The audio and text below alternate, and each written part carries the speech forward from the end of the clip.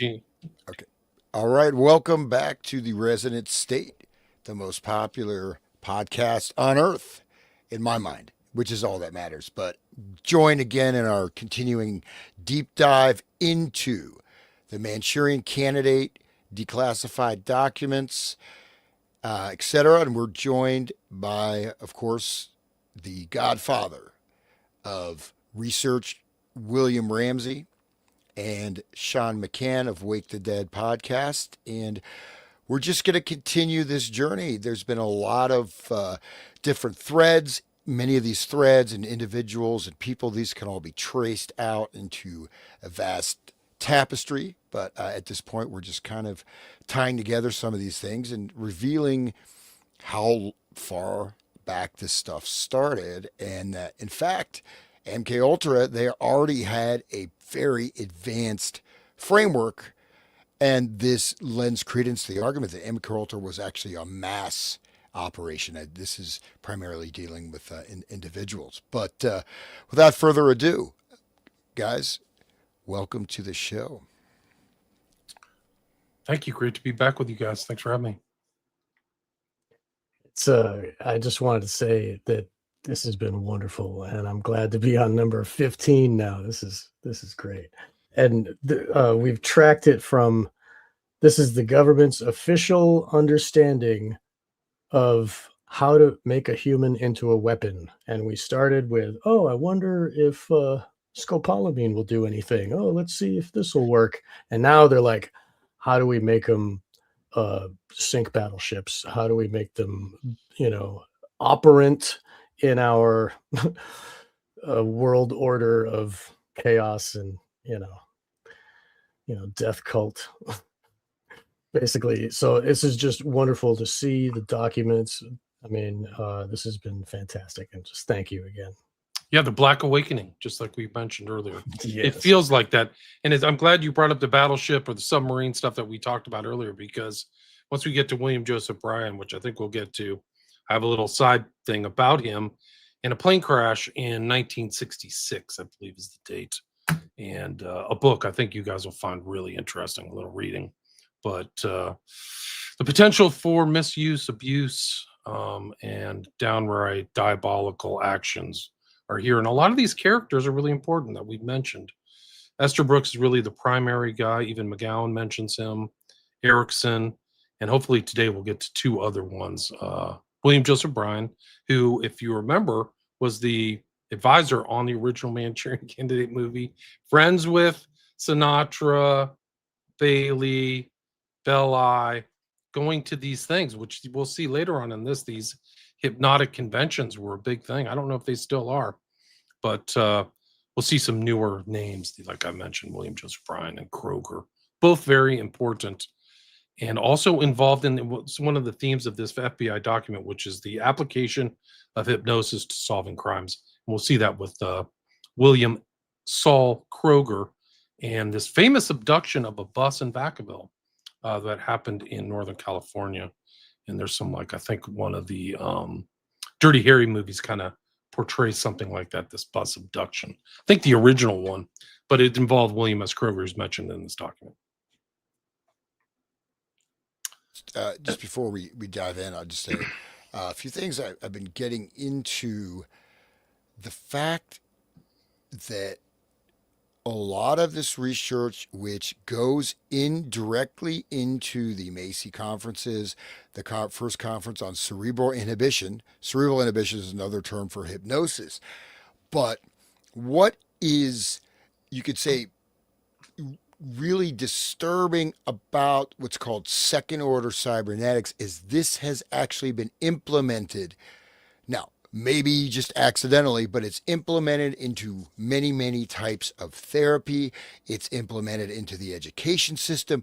It is directly implemented into things such as online gambling, such as, phone gambling, pornography, DEI, whatever. This is all second order cybernetics, and it all follows directly upon these patterns. And so I just say there's a therapy called EMDR.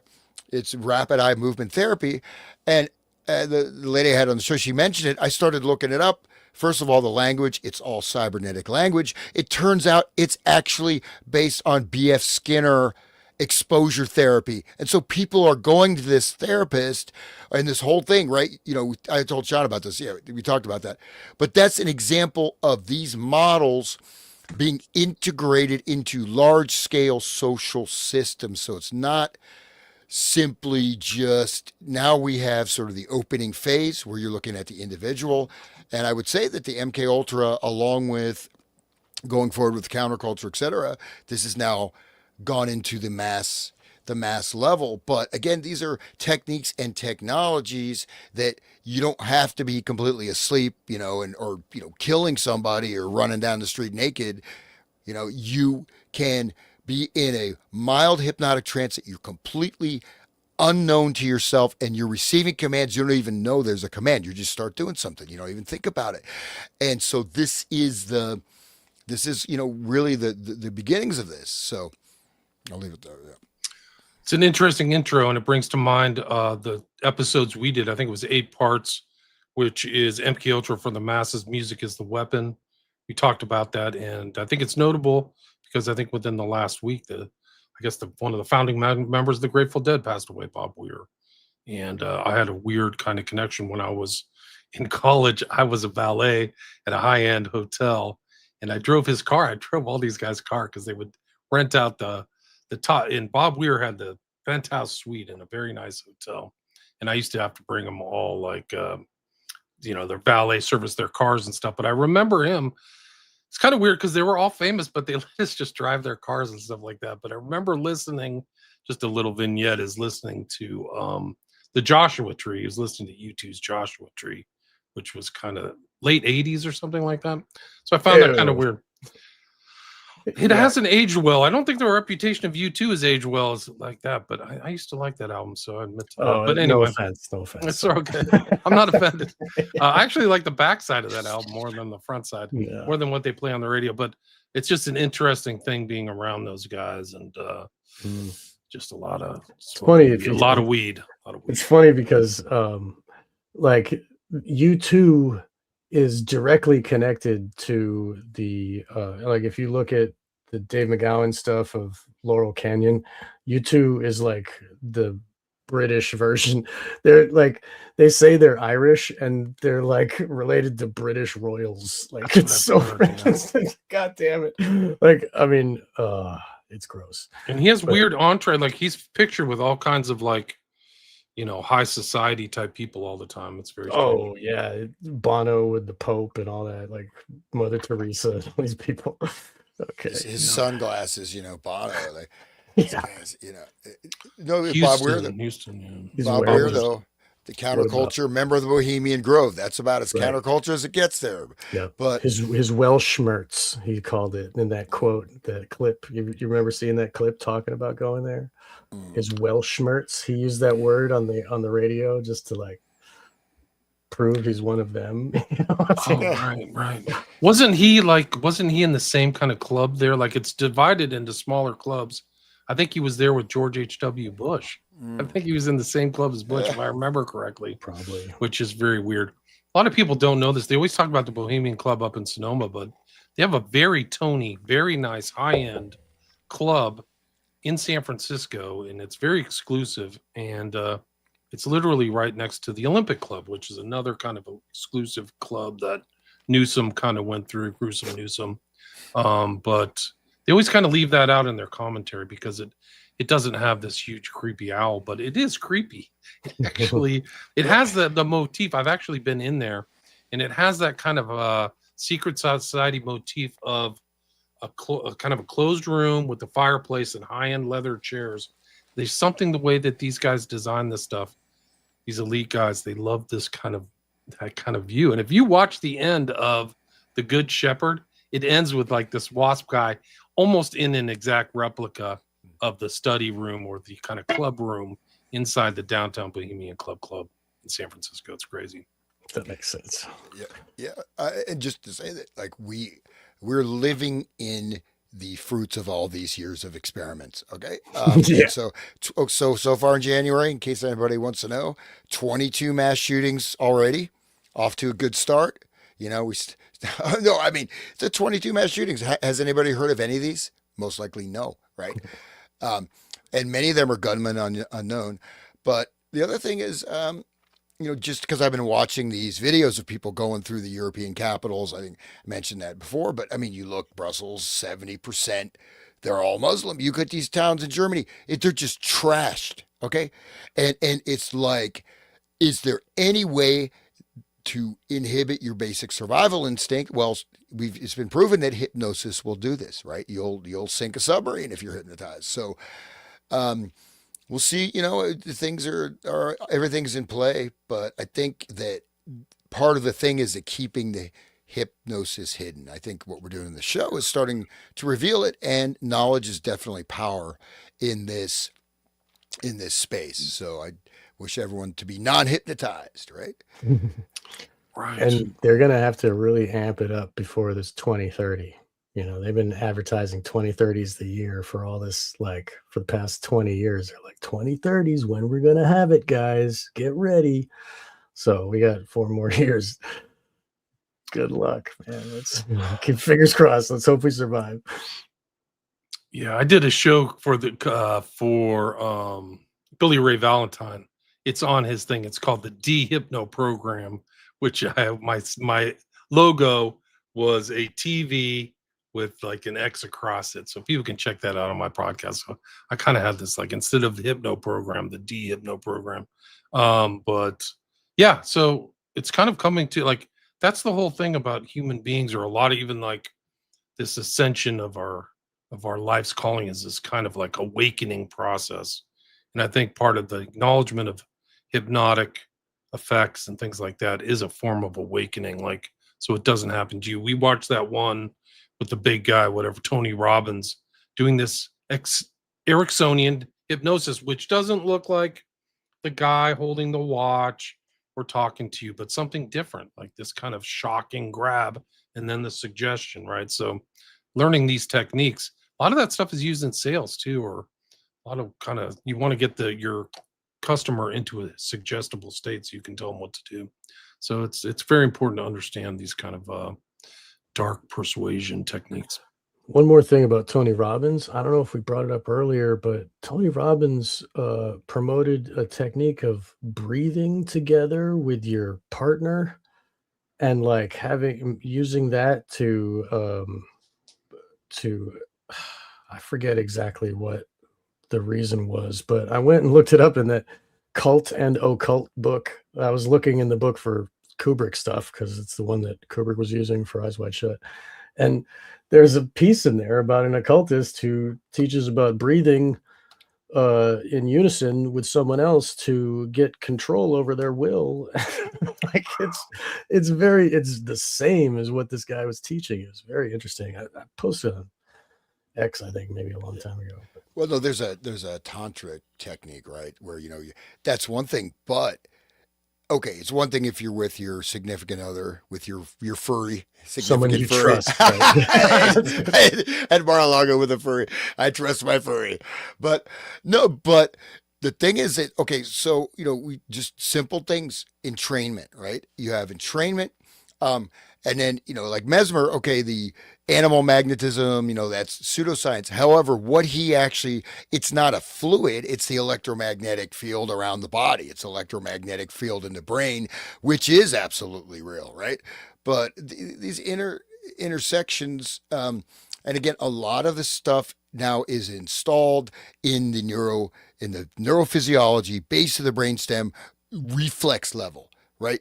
A lot of this stuff now, once you get that, then the conscious mind cannot really do much when it's in the body, in your basic survival instincts. We talked about doom scrolling. That's an example. That's also like a type of hypnosis, but this stuff gets installed, and this is all Pavlovian stuff. Pavlov and B.F. Skinner, right?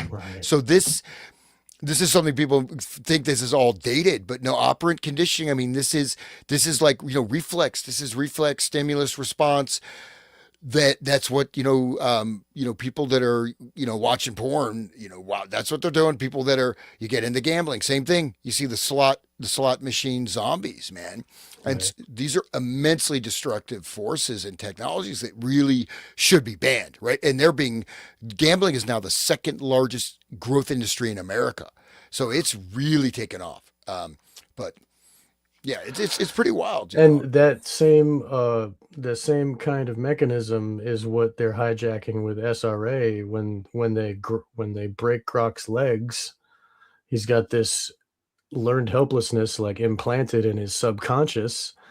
So like he has to react the way that if somebody comes around with a hammer, he's going to do what they say. You know what I mean? Like, ugh, because it will react from that survival, fight or flight type of shit. And same. That's what it's interesting that they moved it on from trauma into these other levels of like vice, like the pornography and the gambling it's the same thing, but it's weird. It's different attack, you know. They do it in Anyway. abusive families or things like that, where like people are getting beat. They bring out the whip or the belt. That was like the sign, like they almost like a Right. Pavlovian train to the 8-year-old kid. Yes. So those abusive families, I'm going to get my switch out or my belt, and you just like, whoa. So like you knew it was coming. But so these things happen in just normal day-to-day life. Yeah. It's sad that that's normal. You know what I mean? Yeah. Like there's even people now, like I talk to adults and they'll tell me like, oh, if only parents just beat their kids more, the world wouldn't be like this. I'm like, what? The world is like this because we've been breaking their legs. Like, what the hell? Anyway, everybody's a Grockian clown, you know? I'm going to get that whipping stick. James Brown, back when you could say, yeah. that whipping stick. The real king of it. Yeah, that guy was the best. People of my age knew that stuff happened. The kids these days, they can't even believe it. But I had friends, like parents were like, you're allowed to beat my kid if he's over at your house. Like literally that kind of stuff. That was institutionalized with the nuns. They would call home and be like, oh, he did something bad. Are we allowed to hit him with the ruler? Yeah. Yep. And the parents would go, yeah, hit him twice. One my for you, one for me. Yeah. Dude, my elementary school principal had this huge paddle hanging above his desk, and I got it a couple times, man, and it hurt. It's right there. You walk in his office, it's right there. It's like almost, it's like a baseball bat. You just take it down. Like the Dazed and Confused when they were going and trying to beat all the freshmen with those things. That's a weird sexual thing. That's a domination thing. Like if you really get into it, spanking is like some weird programming. Bro, the fraternities are like right next to homosexuality. Yeah, they're not like same. Yeah, it's almost the same. Like it literally is like, oh, what's the word where you're like it's close to being gay? Like it's basically gay, like in a frat, dude. Like whipping, metrosexual, and they hiding or homoerotic. Like it's Just look at the Skull and Bones and what they had to do to be a member of that. You know what I mean? Like, peeing on each other, whatever. I mean, that's what off in a coffin. That's just what makes it to the surface. Like, you don't know what the hazing is or what they had to do to prove loyalty or the oaths and all that stuff. And those are the levels of hierarchy. That's how you build a hierarchy, with those levels of oaths. And it's just it's the same. Like if you look at the hierarchy of like the Catholic Church, that's just as homo as the freaking secret society of like Yale or whatever. It's all just like it's disgusting. That's why they're in there. That's why they go into the Catholic Church. Right. Like, where do you go to be a homosexual or find boys? You go into Boys Town, Boy Scouts, or the Catholic Church. Right. I mean, probably. I always give the Catholic Church a hard time. This kind of stuff happens in Protestant churches and in Jewish synagogues too. It's Mormon churches, a lot of stuff. Even the Amish, it's just everywhere. It's gross. Probably, I wouldn't know. Well, the Rust is Darnu. What's gross is how about the circumcision when you get sucked off. Oh, the rabbi, the bris. How homo is that, dude? And a blood Dude, drinking it's homo. extreme. Oh my god. Blood drinking pedophilia with the women there ululating. Like, whoa, this is Dude. dark. I don't even think the Satanists do that. It's the Like, same whoa. as Carthage. It's the same as ancient Carthage, Yeah. with the women wailing and singing. They make loud noises and sing and just to cover up the screams of the baby. They don't want to hear those screams. Put a mask on it, put its smiling face on that thing as we kill it. Sorry, guys. I'm sorry. It's a brutal world, man. This is a brutal world. Yeah, it hasn't changed much. The ancient under the Carthage surface, yeah. is the same. Like, talk about all these SRA families of these, generational Satanism and shit. That's the same families that have been doing it since then. Like it's just rearing its ugly head in this formal, typed out on a typewriter and exchanged between individuals. Here we can read it, but it's the same shit. It's always been. I'll stop my rant now, though. It just, one of the things like, okay, so sodomy, they were called sodomites. Anal sex, it was used as also, it does profound things to your, your body, your nervous system, your chakra system. And so it was used for occult ritual purposes, not necessarily for, but also it is a type of programming, domination, and control. And even you can see this in royal families or whatever, where they get raised by nannies. They have this, very, unpleasant upbringing to a certain extent, and they become psychopaths also. And then this becomes, it becomes epigenetic, and this can be passed down to the generation. So it's really keeping this encoding process going. And except just people, I think the elites are a lot dumber now, I have to say. At least the ones that I see. I mean, it's the nepo babies of the original smart ones. It's like the years have devolved. Yeah, I think they're like the Eloi. Turned into these useless things. The 19th century elites, like especially for like the British Empire, were ruthless, man. They would starve out millions of people for nothing. Like, I mean, all the stuff they did in South Africa and India, like if you revolted, it was like Romans. It was like the Romans, really. I mean, you'd have to say the British Empire was kind of like a new Rome.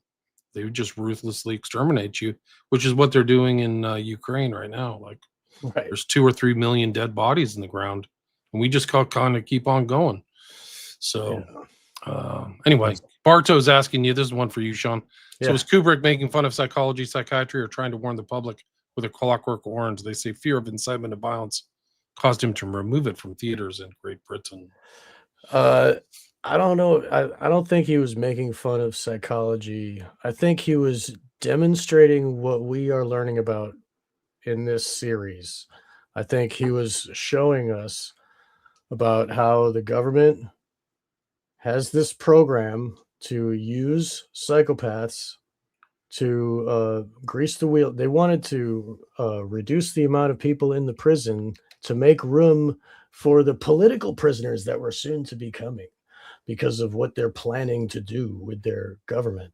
So this is a hypothetical future of like peak society as he saw it. I believe it's like the way things were going, that's what the future is going to be.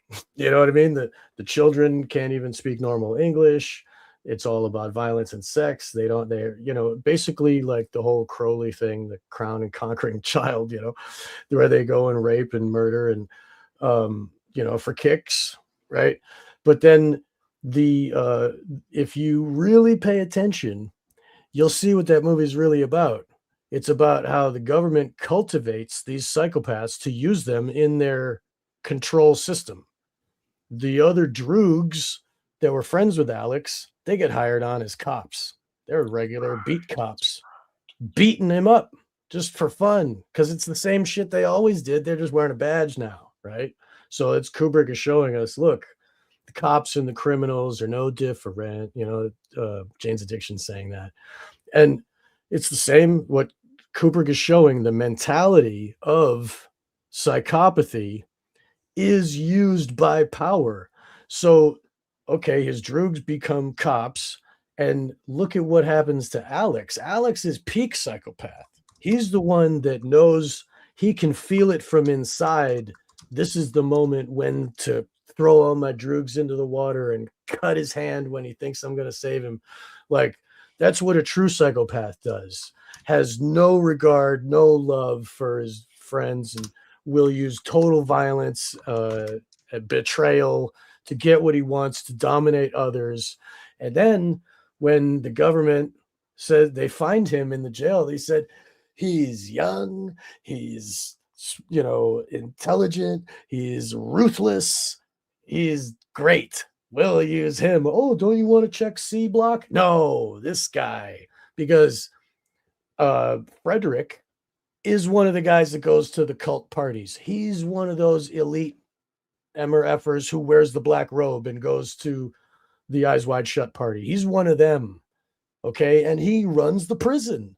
He's part of the government running the prison, and he finds the best psychopath, because that's what they're really doing. They're there in the prison, not only to control, they're also being able to find the best test subjects for, if you read this document we've been doing here, they go to the prisons, they go to the psychiatry places where they find people that have no family, nobody cares about them. They can operate on their brains, cut open their Gulliver and, whatever he was dreaming about. Like, in the end, this is what the government does. And then when at the end, they cut open his brain and they basically put his brain back together, back to the way it was. I was cured, all right. But then if you really listen, he says, we're going to give you a job, and it's something that is going to be right for you, and you're going to love your work, and, you'll have all you need, and you're going to work for us. And, meanwhile, Alex is like, he opens his mouth and he gets fed by Frederick. Totally submissive. Yup. Okay. I'll do whatever you want to be part of the club. He dreamed about being one of the Romans that was whipping Jesus. He wanted to be one of those guys. And in the end, he got hired. His dream job. Okay. And this is the kind of psychopath that they use in, like, in the rainbow fashions, to break the young women and to do all the evil that the cult has to do in the dark corners. They need people like Alex. So that whole movie is about the creation of the recognizing true psychopathy. True psychopath sees true psychopath, and look what they can create, and it's just it's a example showing us what psychopathy is. Like, a lot of his movies get into that psychopathy and morality, that type of thing. But I think that movie in particular is about this process that William has brought to the table here. That we've been looking at with the Manchurian Candidate. Kubrick is just adding his opinion to this long line of understanding of the truth of what governments do. How about that for an answer? Sorry, guys, that was a little long. It's true, Sorry. though. It's like a cycle. It's almost like a Scanner Darkly, but not with violence instead of drugs. The cyclical searching and the perpetuation of violence and everything like that through the system. He gets put in jail, then they talent spot him, right? And then we're going to make you change and all this stuff. Exactly. That happens. That stuff really happens. Like, it really is. Like, we know a lot of these prisoners and stuff been tested on Blighty Bulger and all these other guys. Yeah. Charlie Manson. Manson, yeah. But master hypnotist, not a joke. What he could do, according to Danny Trejo, was sophisticated. This kind of imagery stuff, which we'll learn about through Erickson and Kruger, like advanced techniques. Not the simple stuff. Like, that's where it gets scary. Like, guys, don't practice this stuff, but it's important to know. But it's a very incredible discipline. There's just like a whole branch of knowledge of this hypnotists and all these guys together, and they're listed in this document. So maybe we can get back to it. No, yeah, just one thing you can listen to you can listen to Gregory Bateson, his lectures. You can listen to some of Aldous Huxley's speeches. You can listen to various other people, and they talk, and it seems like it's making sense, but sorry, if you really analyze it, There's a lot of jumps. It's kind of like, Terrence McKenna, same way. This is how you embed Ericksonian hypnotic commands. You know, in a large scale thing, you're listening attentively. It was really good. What did you learn? I learned something. He was talking about this. And, Bateson, you hear his lectures. He does this all the time. And so then you have a command structure. And if you have types of organizations, like you promote a certain thing in an advertising, an image, a color, even certain fragrances, these can all be compounded, right? You create these sort of interlocking trigger things. And again, we can see how people get triggered. Mass triggering is happening, all the time. Right. And It doesn't take much anymore. I mean, with all the the tranny stuff and the immigrant stuff and the Trump here and the this, that, everybody gets mad about everything so easily right now. It's like they got us on they're pulling our strings left and right. No question. Don't you think that's a setup to be triggered? Like that's Yeah. the whole thing, is like you're prepped and primed for triggering. Right. And Get we're whacked always out, man. reacting Yeah. instead of acting. We're just like stimulus response and then not think, Right. and people don't value thinking anymore. I don't need to think. They'll tell me what to do. Yeah. It's a conditioned response. These people have conditioned response. If you interact with the average American during a 24-hour period, the highest likelihood is you will talk to somebody with a triggered response. Whatever. That's racist. You're a bigot. Like even this thing, like they've stolen trillions of dollars. And they just say that's racism. You're a racist. It has nothing to do with race. It's breaking the law and stealing your money in your future. But these are triggered. These are conditioned responses. So these are like mind control things. No question. Totally. you're right. I mean, these are words that if you look at it, okay, what's the actual meaning? What's the context? What does this actually mean? It doesn't matter because that term, boom, it's immediate response. The word, it's now, if you say, you have like someone as a murderer, well, if he's actually killed somebody, then this is a correct designation, right? But if you have terms, a lot of times it has nothing directly to do with what they're talking about, or there's no direct correlation. And that term, you just boom, people literally, they stop thinking. And you can see also, I mean, you can observe it, that, I'm trying not to talk too much about my wild personal life. It's not very, it's exciting, but I finally went out for the first time, and I was just being around people, not, being around, there's people, wow, they have hands and arms like I do. Wow. But Weird. I mean, no, literally, okay, these are people with good jobs, whatever. And I'm just calm. I don't, I'm not whatever, but I could feel even just my state of the space I inhabit, of my whatever you call it, I'd say non-hypnotic state. I could literally feel people reacting, and reactions like, okay, you could see that kind of like, oh, shut down. And it's weird, like in terms of you don't have to say anything. It's because it's like you're not part of this group trance collective, and it's recognized subconsciously. It's not a conscious thing. And another way you can tell is just you bring up certain things. You see people, okay, not okay. Personal. I told my mom about fluoride. She's like, "That's why your Grandpa Bob has no teeth. You want to end up like him. Fluoride saved everyone's life." And she went berserk. I'm like, dude. Okay, Grandpa Bob, remember, no teeth. You want to be like that?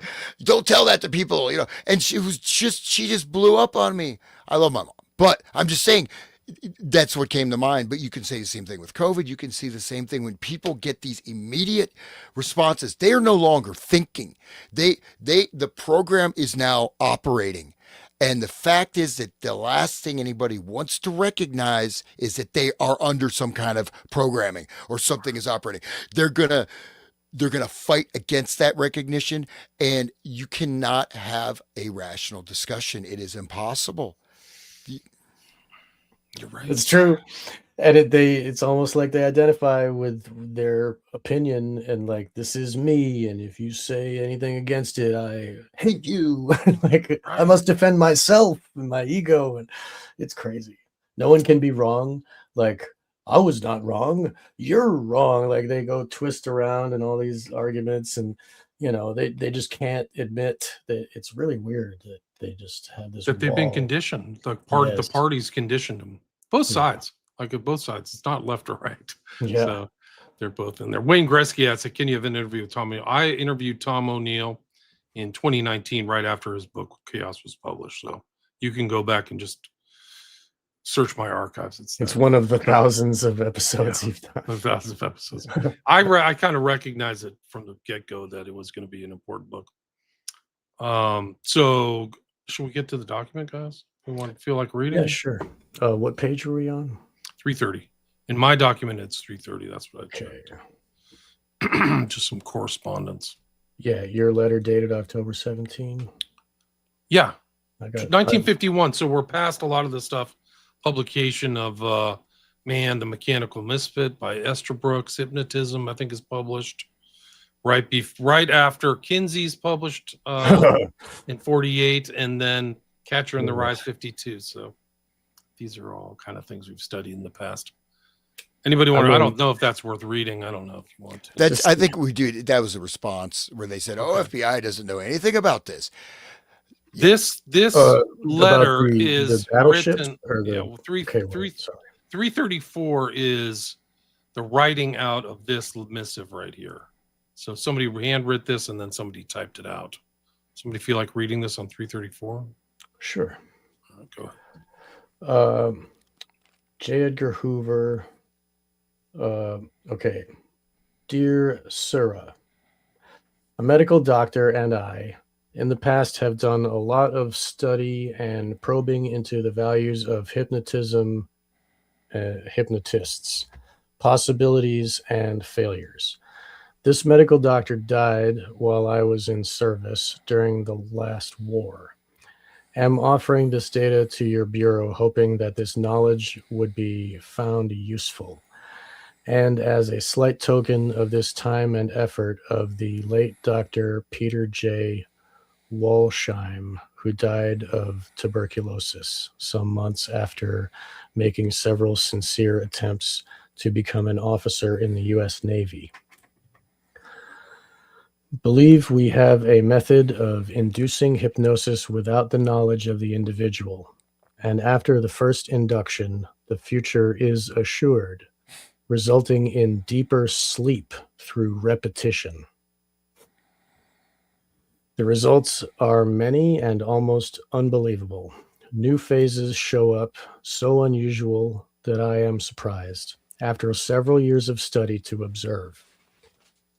Know that one can take almost any English-speaking person, find out personal things, including their political beliefs, movements, etc., aside from curing ailments of long standing, which would not interest your office.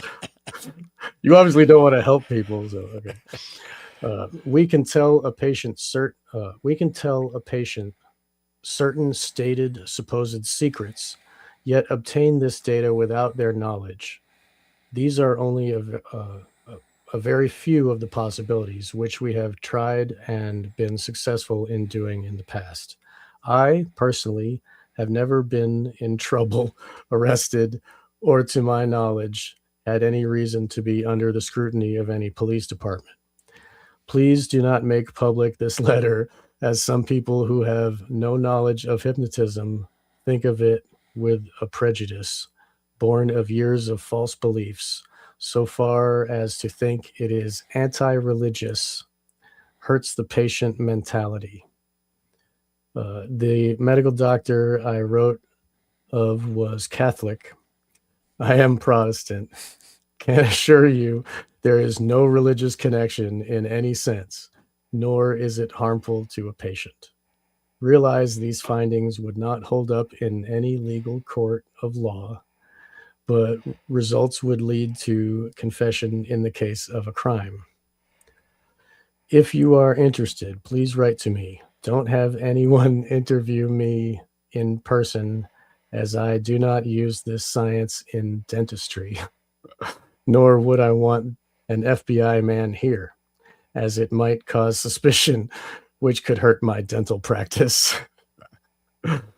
If you have used this method previously, I am sorry to have bothered you with this lengthy letter. Yours truly, a poor Ritter. Blank. Redacted. So that was fun. Any English speaking person can be hypnotized, apparently. And once you get them one time, just repeat. Lather, rinse, repeat. Right? For your brainwashing. And What would you notice like to? copies destroyed. So Yeah, new phases show up. That's what he said too. Like, wow. but so they And he's destroyed this. surprised. Yeah. You know, True copy, destroyed 64. Like, these are incredible. Like, the funny thing is he's writing this to somebody who, assuming J. Edgar Hoover saw all of this, correspondence, he knows everything by this time. I mean, these are just the documents that came out, that came out of the FBI. But there's more of these things. This is 1955. I understand your department has studied the use of hypnotism in crime. Since I'm using this topic for my senior thesis, I would appreciate any information that you have available. Would you please send to me any data you might have on how to detect the use of hypnotism in a crime? I'm especially interested in case histories if they may be given out. I will gladly pay for any cost that you may incur. Thanks for your help. And then these are like the newspaper articles of crimes. Crack up of patients after hypnosis revealed an attack on treatment. San Francisco, 1958. This is like the classic motif of the hypnotist, is a guy, holding a medallion or something with the black and white swirl in the background. And you can see all the people in the FBI who've read it: Tolson, Delpont, Parsons, Rosen. The one above that, the crack up one, that one talks about a 45-year-old woman received hypnosis for painless dentistry. So that's the dentist thing again. And if you look into SRA, they use dentists as programmers because the kids have to see the dentist every 6 months. And it's a regular thing. You go every 6 months, and like, oh, you make a new appointment when you leave the next time. And so it's a way that they can contact each one of these kids, and get them in a room to reprogram them, as necessary. So it's interesting. The dentist, that's one of those jobs nobody thinks about. You know what I mean? Right. yeah, I think it's just of some interest just to look at some of these these anecdotes, these case studies or whatever, because again, at the time, hypnosis was being promoted all over the place, right? Treatment for Right. everything. You get your little comic book, and like how to, do this. So I'll just go over a few of these, which don't sound that fun, but let's see. So the first one, a 45-year-old woman received hypnosis for painless dentistry. She felt no pain. Okay, so far so good. But after second such treatment, she felt people were staring at her. Within a week, she had delusions the FBI was after her. She Wow. became severely psychotic. Awesome. Dude, wow. That's a great one. So yeah, so I mean, literally, who knows what was done on her, and who knows it's not the same dentist that wrote the J. Edgar Hoover. You never know. Right. Okay. Maybe they're all working the same job. But the fact is, the FBI could have been tracking her. You know what I mean? Because Right. quite possibly. Okay. Next one, a 35-year-old housewife, mother of 4 children, hypnotized by a psychologist for anxiety reactions because she had difficulty in swallowing. After the third trance, she thought her mind was being controlled by radar from a foreign country. Result, Of course. prolonged hospitalization. Okay. Man, wow. These are great. A 30-year-old college psychology graduate thought psychiatric help after using hypnosis on his wife preparatory to sexual relations. After repeated experiences, she fled his home and board.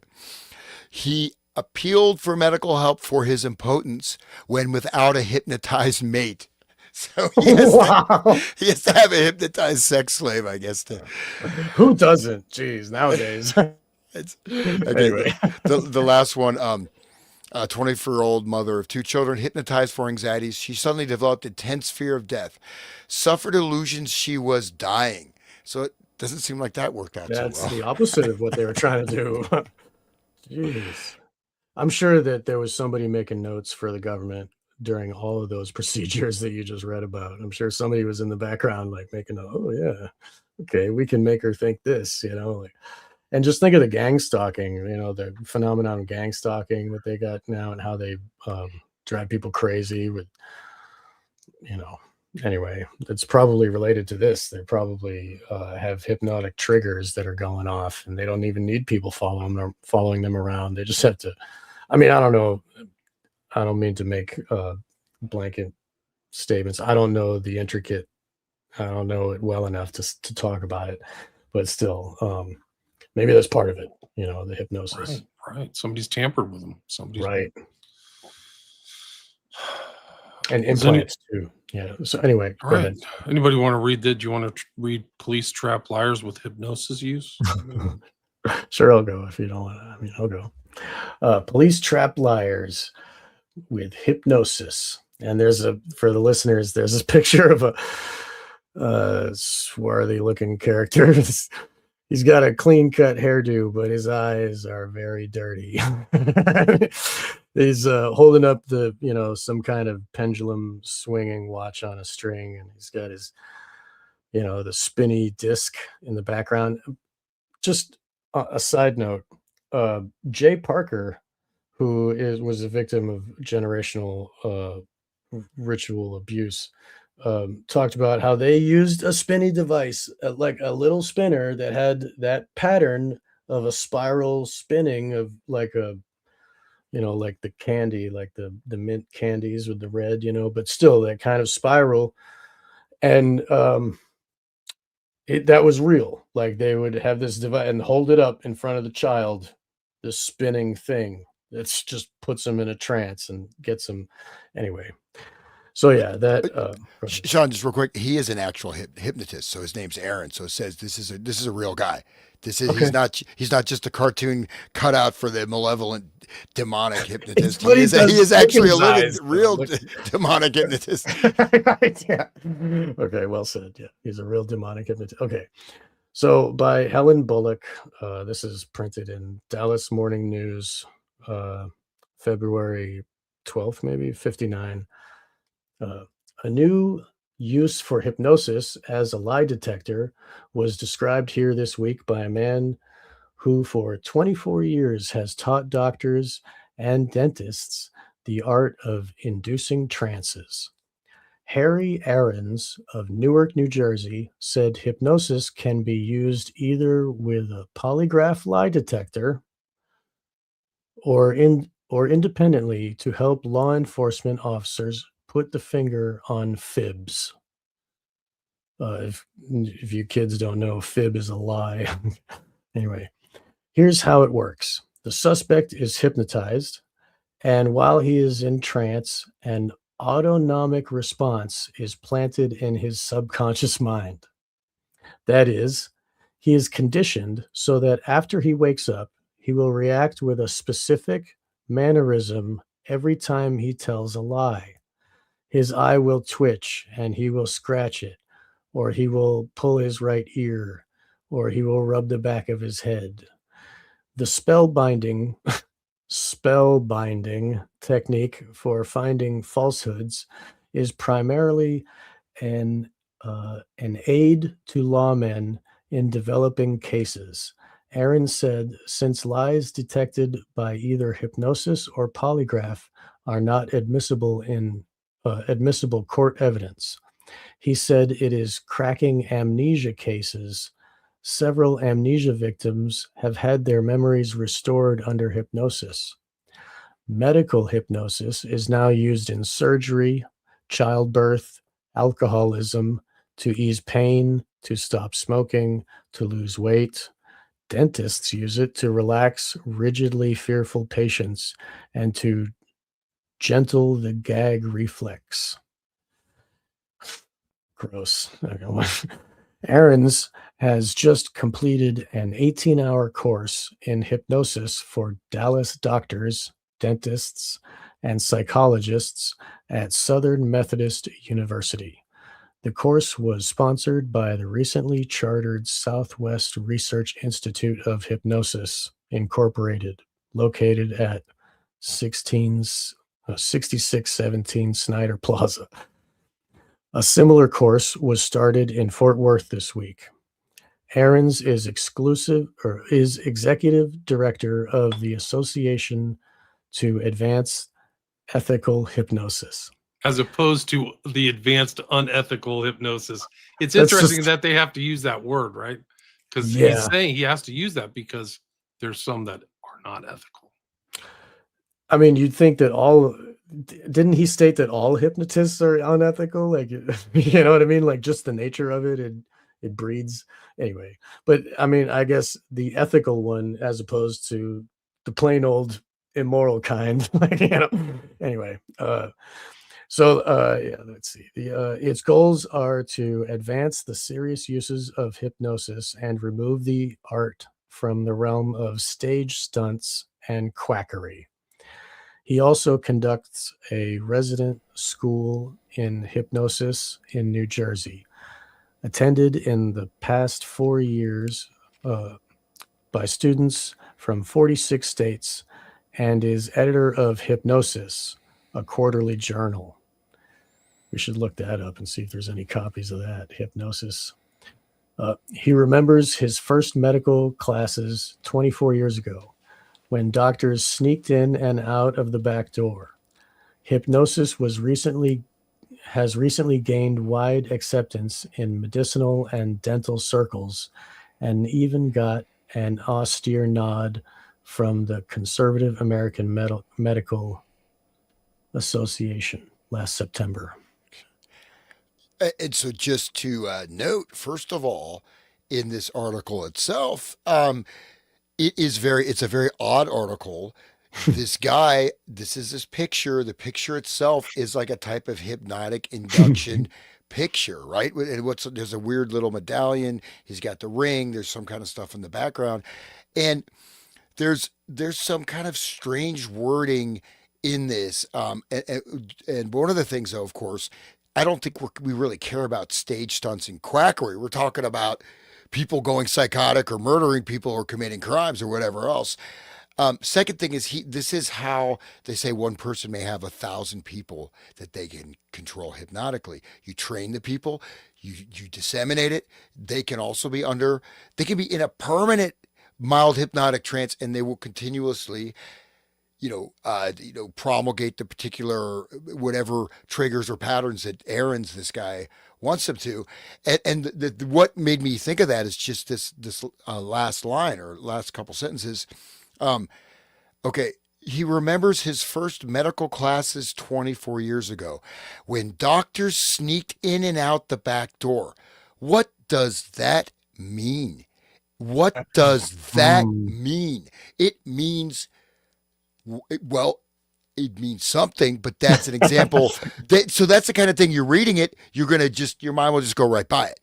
That's what made you go back to the article. You probably could find, some kind of embedded hypnotic triggers. Because literally, what the heck does that mean? Why would doctors sneak in and out the back door? What is that? Okay, and then austere nod in medical and dental circle. So austere nod. So yes, it's okay. We like it. It's like Zeus. Okay, you can hypnotize people. We believe in you. But it's just weird. We're probably going to analyze this, but this is like a Twilight language, right? Just this example of Twilight language. And again, that if you keep looking at that picture, I mean, it does start to have a weird effect on your brain. It's like, I mean, would you want that guy to hypnotize you? I mean, this little Hitler mustachio thing. I mean, the guy's really. He's almost got this Duper's delight smile, like, oh, I got your consciousness. It's like, I got your nose, like, And it's funny, the way it's worded is this is an advertisement. The first one was like, oh my God, it's scary. These people are going crazy. The one we just read a minute ago. But this is like from another. They're selling it to you. This is propaganda. You should, hey, dentists do it, and you can stop smoking, and look at all that we can do this. And they got this photograph. They paid for a photographer, and look at, like, to print a big photograph in the newspaper is a big deal. Like, that's a lot of money to make this.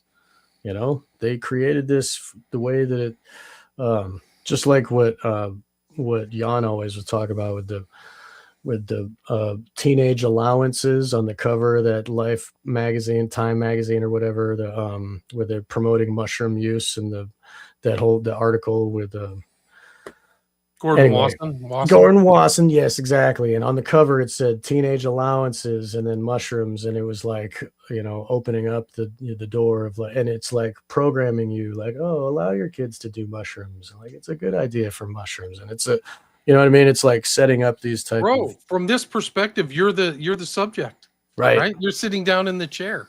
He's Right. looking right at you. This is what they do. No, with thanks. the tools of his art, man. Crazy. Yeah, and there's again, there's you have book the subliminal seduction. There was a lot of work starting in some in the early 60s or whatever, looking at all the subliminal stuff in advertising.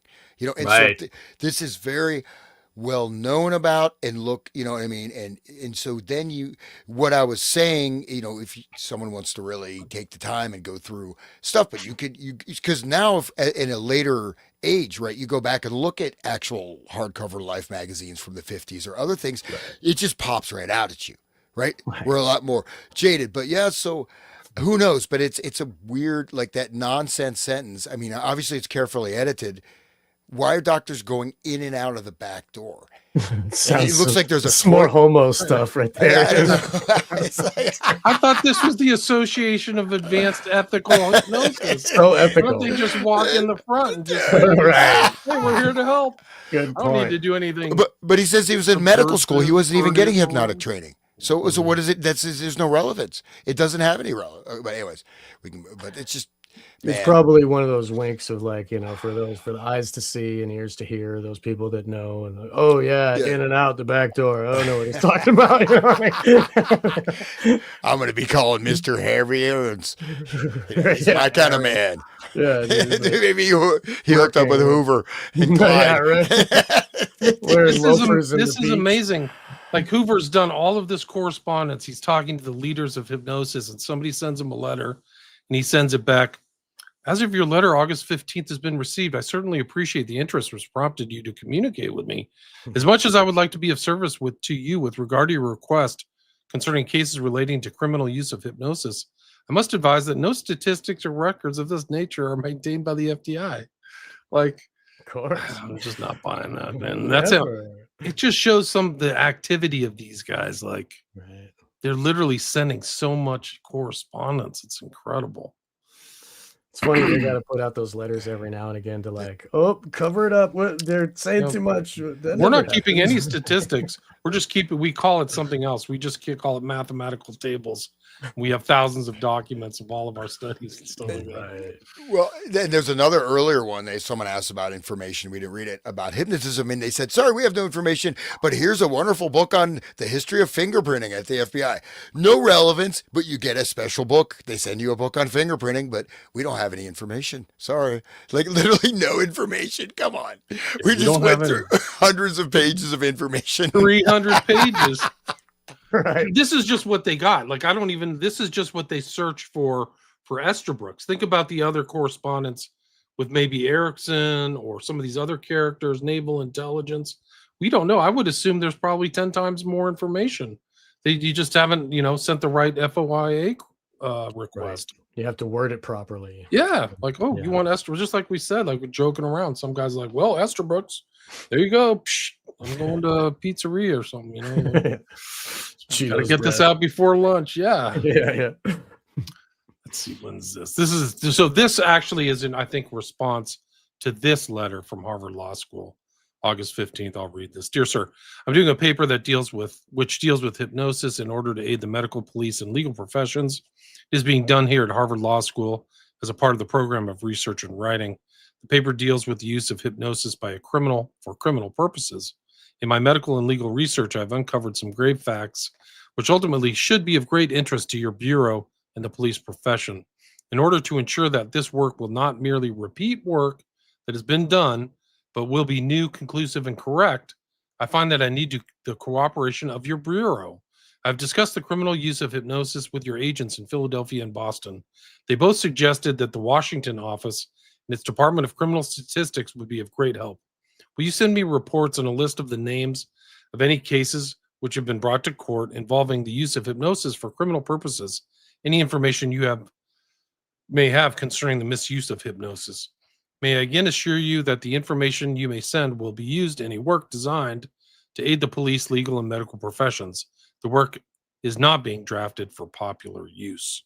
I don't know what that is. So I think that this is his response to this. I advise no statistic or records of this nature. We have no records of maintaining this. Just totally crazy. And then this is Esther Brooks. It's from White. So I think we mentioned White in an earlier one, if I remember this one. But this is juvenile delinquency.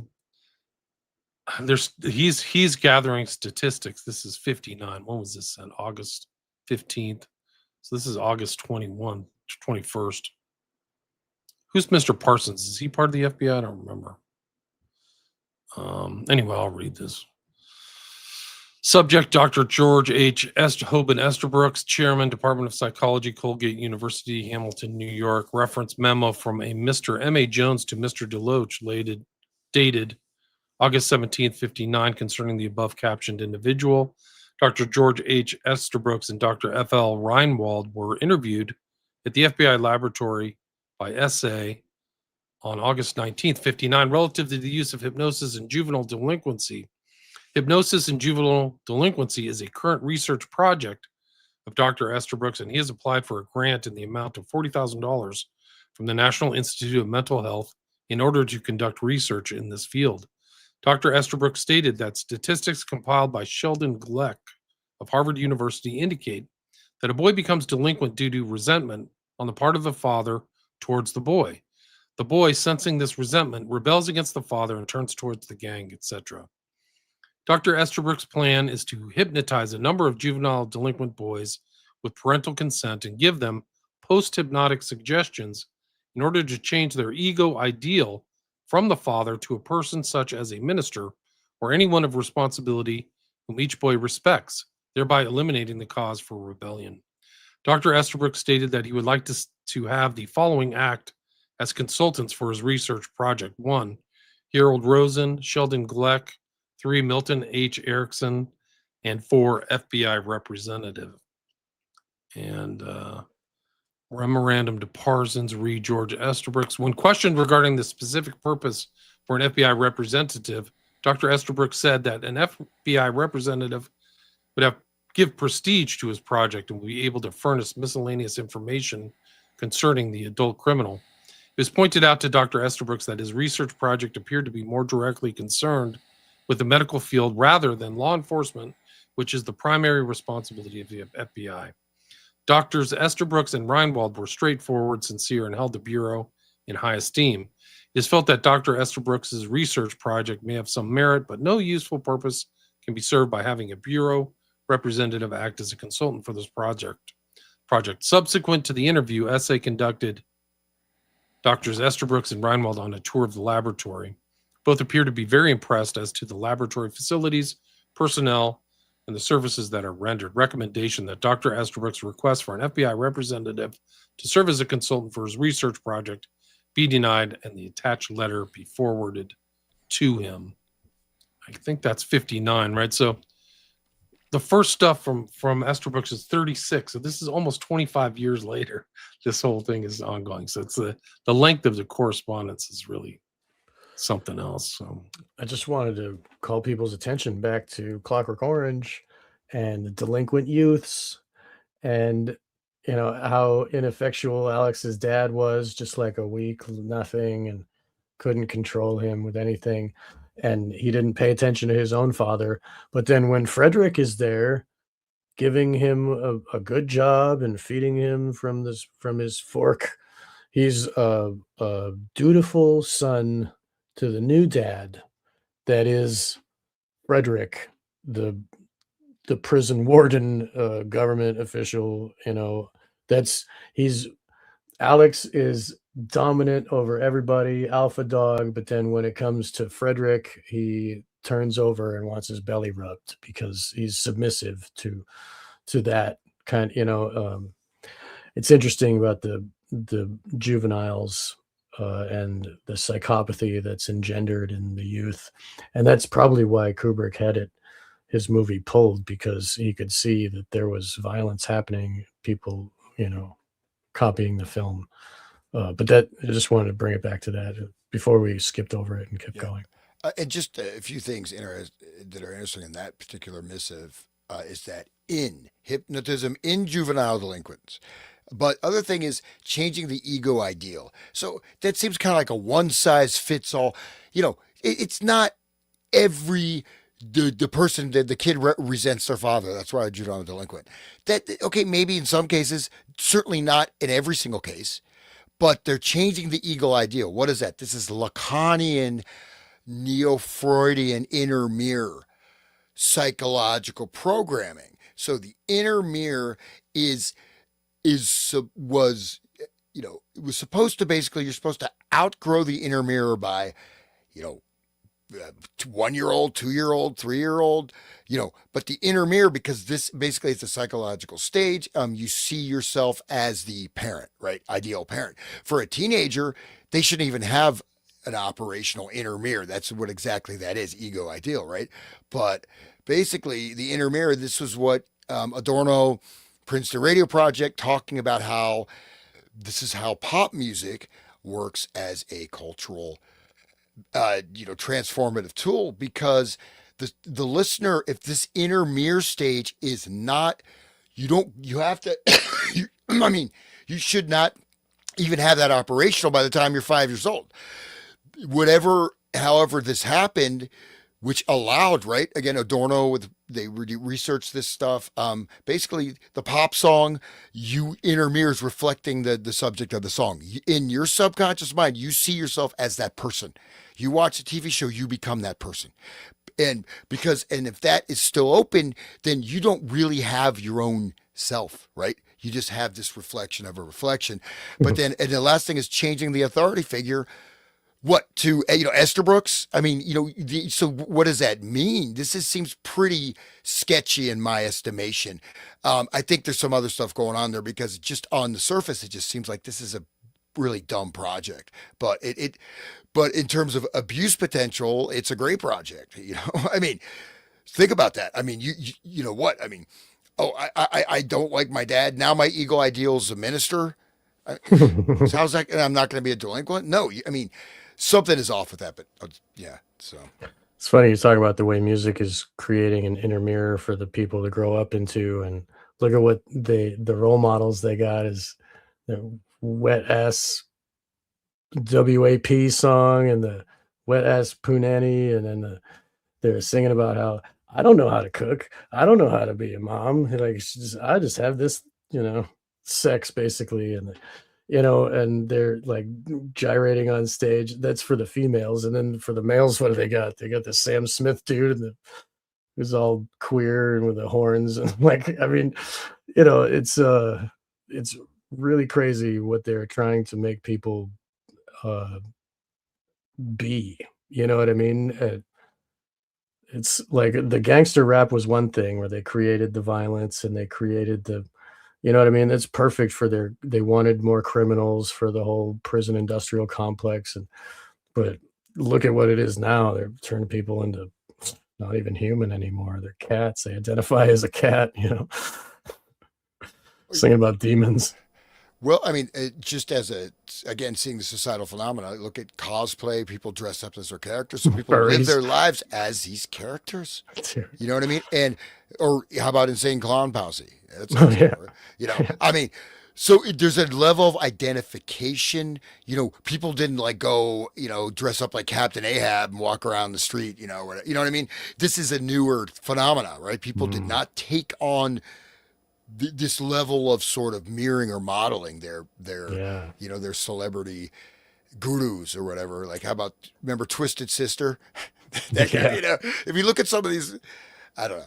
Anyways, But if you look at Halloween nowadays, there's no creative costumes. It's all just your favorite movie character, and all the slutty young girls, they dress up like to be like the Joker's Hallie, or the one, the Joker's consort there, where she's totally crazy psychopath, and they're all like happy to be crazy psychopaths, and happy to dress up as like just it's weird. They're just the only value they have is sex, and they're totally crazy, and that's what's desirable now. And like it's very weird. Like um anyway, it's yeah. I'm just saying, like the way that there is no creative. No one has an original thought. Everybody has to be that thing that they were told to be. And then they put on a pedestal to be crazy and a slut that doesn't make babies, and you know what I mean. Um, it goes along with the whole eugenics and depopulation and all that shit, Kinsey and all that shit. Anybody want to read this one? The Washington Hypnotic Guild, okay, 1959. sure. These. Okay, sure. Yeah, these aren't that super interesting, but yeah, for sure. Just skip forward. Yeah, and it is interesting. They're trying to reach Hoover, inviting him to something about hypnosis and crime in 1959. Yeah, so he's been invited. He does not go. They call, Right. but I think this is a little bit interesting. This is their objectives, their whatever their founding statements. That's page 347. So, the objective of the Washington Hypnotic Guild shall be to promote the research, study, understanding, use, and practice of hypnosis in the Washington D.C. area for the purpose of physical, intellectual, and moral improvement within the limits of non-medical training. All members of the guild shall be guided by the following principles. 1. To confine the practice of hypnosis within individual and technical capabilities and limitations. Well, that I'm not sure exactly what they mean by that. To confine the practice of hypnosis within individual and technical capabilities and limitations. Okay. 2, to confine the practice of hypnosis to the best interest of the subject. 3, to remove any suggestion that may be detrimental to the subject. Well, how's the suggestion going to be there unless you guys put in the suggestion? Who's to decide? Who put the suggestion in there in the first place? Mm. Okay. 4, never to remove or attempt to remove pain, illness, or symptoms of emotional disturbance unless within the capacity of understanding. So, what does that mean? I don't know. Or while working with a medical doctor. 5, never to attempt hypnosis with persons who are feeble-minded, epileptic, or possessed of a weak heart. Well, how do you know if someone has a weak heart? Okay. 6, never to engage in any form of stage hypnosis or become a party to it for the sole purpose of entertainment. Okay. If anyone thinks they know what all that stuff actually means, I'm not sure. They're giving these kind of statements because this is what happens. People have hypnotized people with a weak heart or feeble-minded, or at parties and entertainment. It's like that's why they have these principles. It's like this is the exemplars of the misuse of hypnosis. It's funny. It's almost like they're showing to everybody, look, guys, we have ethics. Look, we have rules that we all follow. Trust me. Look at what we follow. Look at we're all nice. It's like wearing a badge of like honor. Look at this thing that I created. It's like that meme of the guy that from he gives a card that says I'm allowed to do what I want, and you know what I mean. Like this is what they're doing here, and to confine the practice of hypnosis to the best interest of the subject. Who's to decide what the best interest is when the subject is asleep? Is it the doctor gets to choose? Well, I think we should give him more pain. I think we should totally control their mind forever. Like, what is the best use? That sounds subjective to me. Absolutely. So I'll just skip ahead here. So basically, there's some correspondence. The Hoover can't attend, but they seem like they really want Hoover to hang out with them. So this is October 19th, 1959, page 348. It's This is another one from the Washington Hypnotic Guild Incorporated. So it's addressed to Honorable J. Edgar Hoover, Director of Federal Bureau of Investigation, Department of Justice, City. Okay. Dear Mr. Hoover, we of the Guild are indeed sorry that you were unable to attend our last meeting, which proved to be an interesting and enlightening one for all in attendance. However, Monday the 26th I'm not sure, in the community room of the Washington Post building at 8 p.m., another meeting will be held featuring Mr. John Leon, lie detector expert, as per the attached notice. As a matter of fact, we're going to pre-hypnotize several subjects and suggest that they were witness to a murder, but that on pain of death, they will not reveal the identity of the murderer, Mr. Leon, on this incident to anyone. At this time, we will subject the subject to Mr. Leon's lie detection to see what will happen and check the graph of the lie detector. After this, we will suggest away the thought of witnessing the murder from the subject. Also at the meeting, we hope to have an MD to check the depth of hypnosis in the pre-hypnotized subject so no one will doubt the authenticity of the subjects used. In all, it will be a very interesting night. Please accept my sincere apology for the wrong telephone number. The girl was a little too fast in her transposition of the same. Above is the correct number. Trusting in your many and varied duties will permit you to attend this meeting. I am sincerely yours, Leonard K. Owens, Secretary. Didn't they just break their rules that they weren't supposed to use these things for entertainment? Like, this is entertainment. Like, they Good literally point. just broke their following principles. We're That's to a do it good for point. entertainment. Everybody will have fun. Yeah, it'll be It'll fun be a when very interesting night. we'll stab a hat pin right through her arm when she's asleep. It'll be great. Dues are $5 single membership.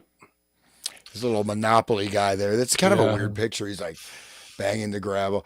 Yeah, and this definitely seems kind of like, thereby exposing the stage hypnotist for entertaining purposes. Okay, so he's sort of, Aarons, this is the same guy, Harry Aarons, the guy in the picture. Remember? It's the same dude who's doing this. So Is that Aaron's? This Yeah, guy? with the That's what I swarthy thought. smile. No, I'm sorry. This is on Swarthy? the lie That's Aaron's. No, he's getting a plaque. So on the lie detector demonstration page, it says, "Don't miss next month's meeting. We plan to give Mr. Harry Aarons an appropriate plaque for his outstanding contribution to There you hypnosis. go. Yeah. His untiring efforts to advance hypnosis and thereby exposing the stage hypnotist for entertaining purposes has made him a national figure." So he's like, okay, so he's like, what is he doing? He's hypnotizing stage hypnotists to make, to entertain people. I don't know. His ability to conduct classes, lecture, and write has made him an organizer and leader for our cause. It is men like Mr. Aarons that have worked with the medical profession with respect and honor to publicize the use and need for hypnosis. So that guy's he's a big figure, actually. The Aarons guy, the creep guy. So. They're always trying to prove how virtuous they are, and everything's done with the highest, standard. Like, it's almost like you're saying it too much, like too much virtue. Like, oh, they're always so virtuous. We've got our own principles. Look how ethical. Yeah, Only we're a ethical. psychopath would need to say that. we're trust us, guys. Trust me, bro. Let me put you under hypnosis, please. Trust me.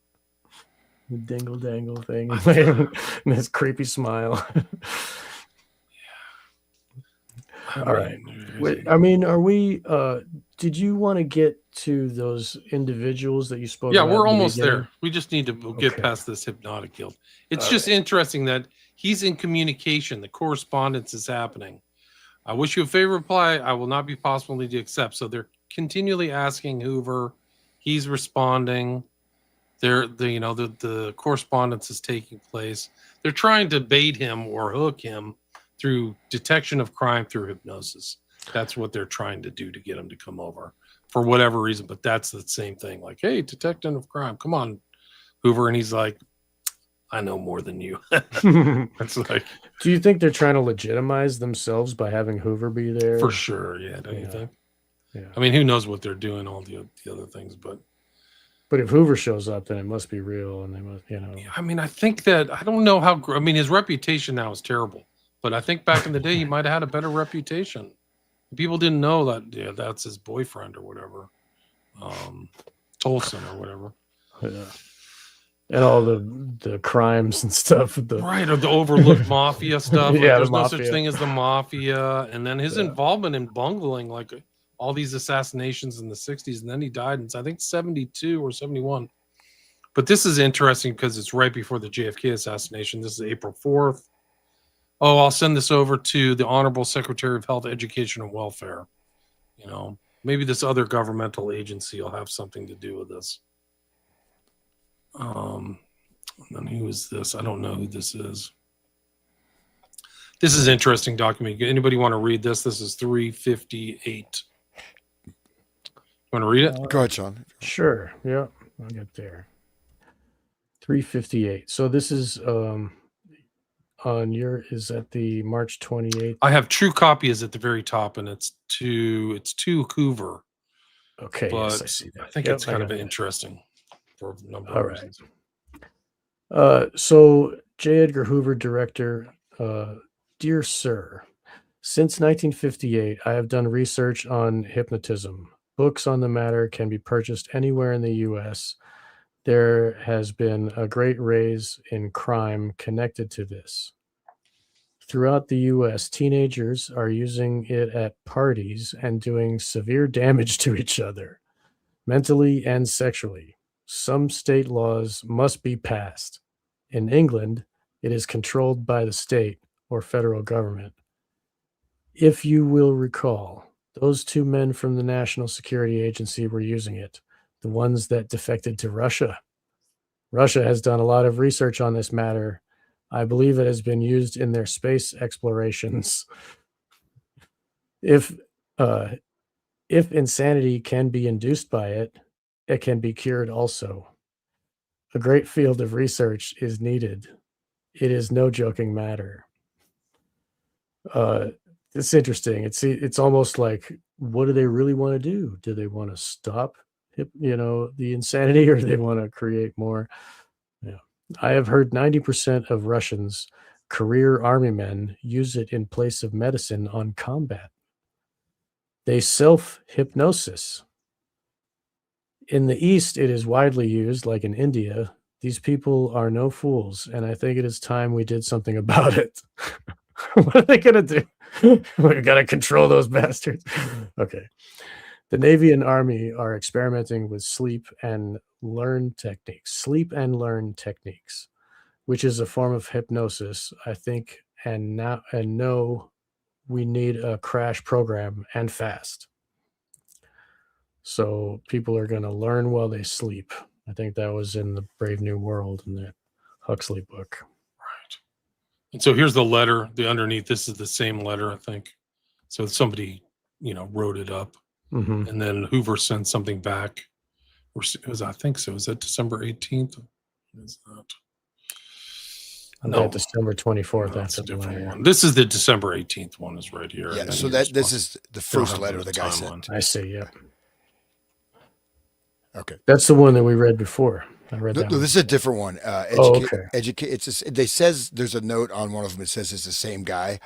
This is a December 18th. He talks about the laser maser technology. Huh. Do you want to read this one? Sure. Yeah. So December 18th, 1963, Federal Bureau of Investigations, Washington, 25 DC, attention J. Edgar Hoover.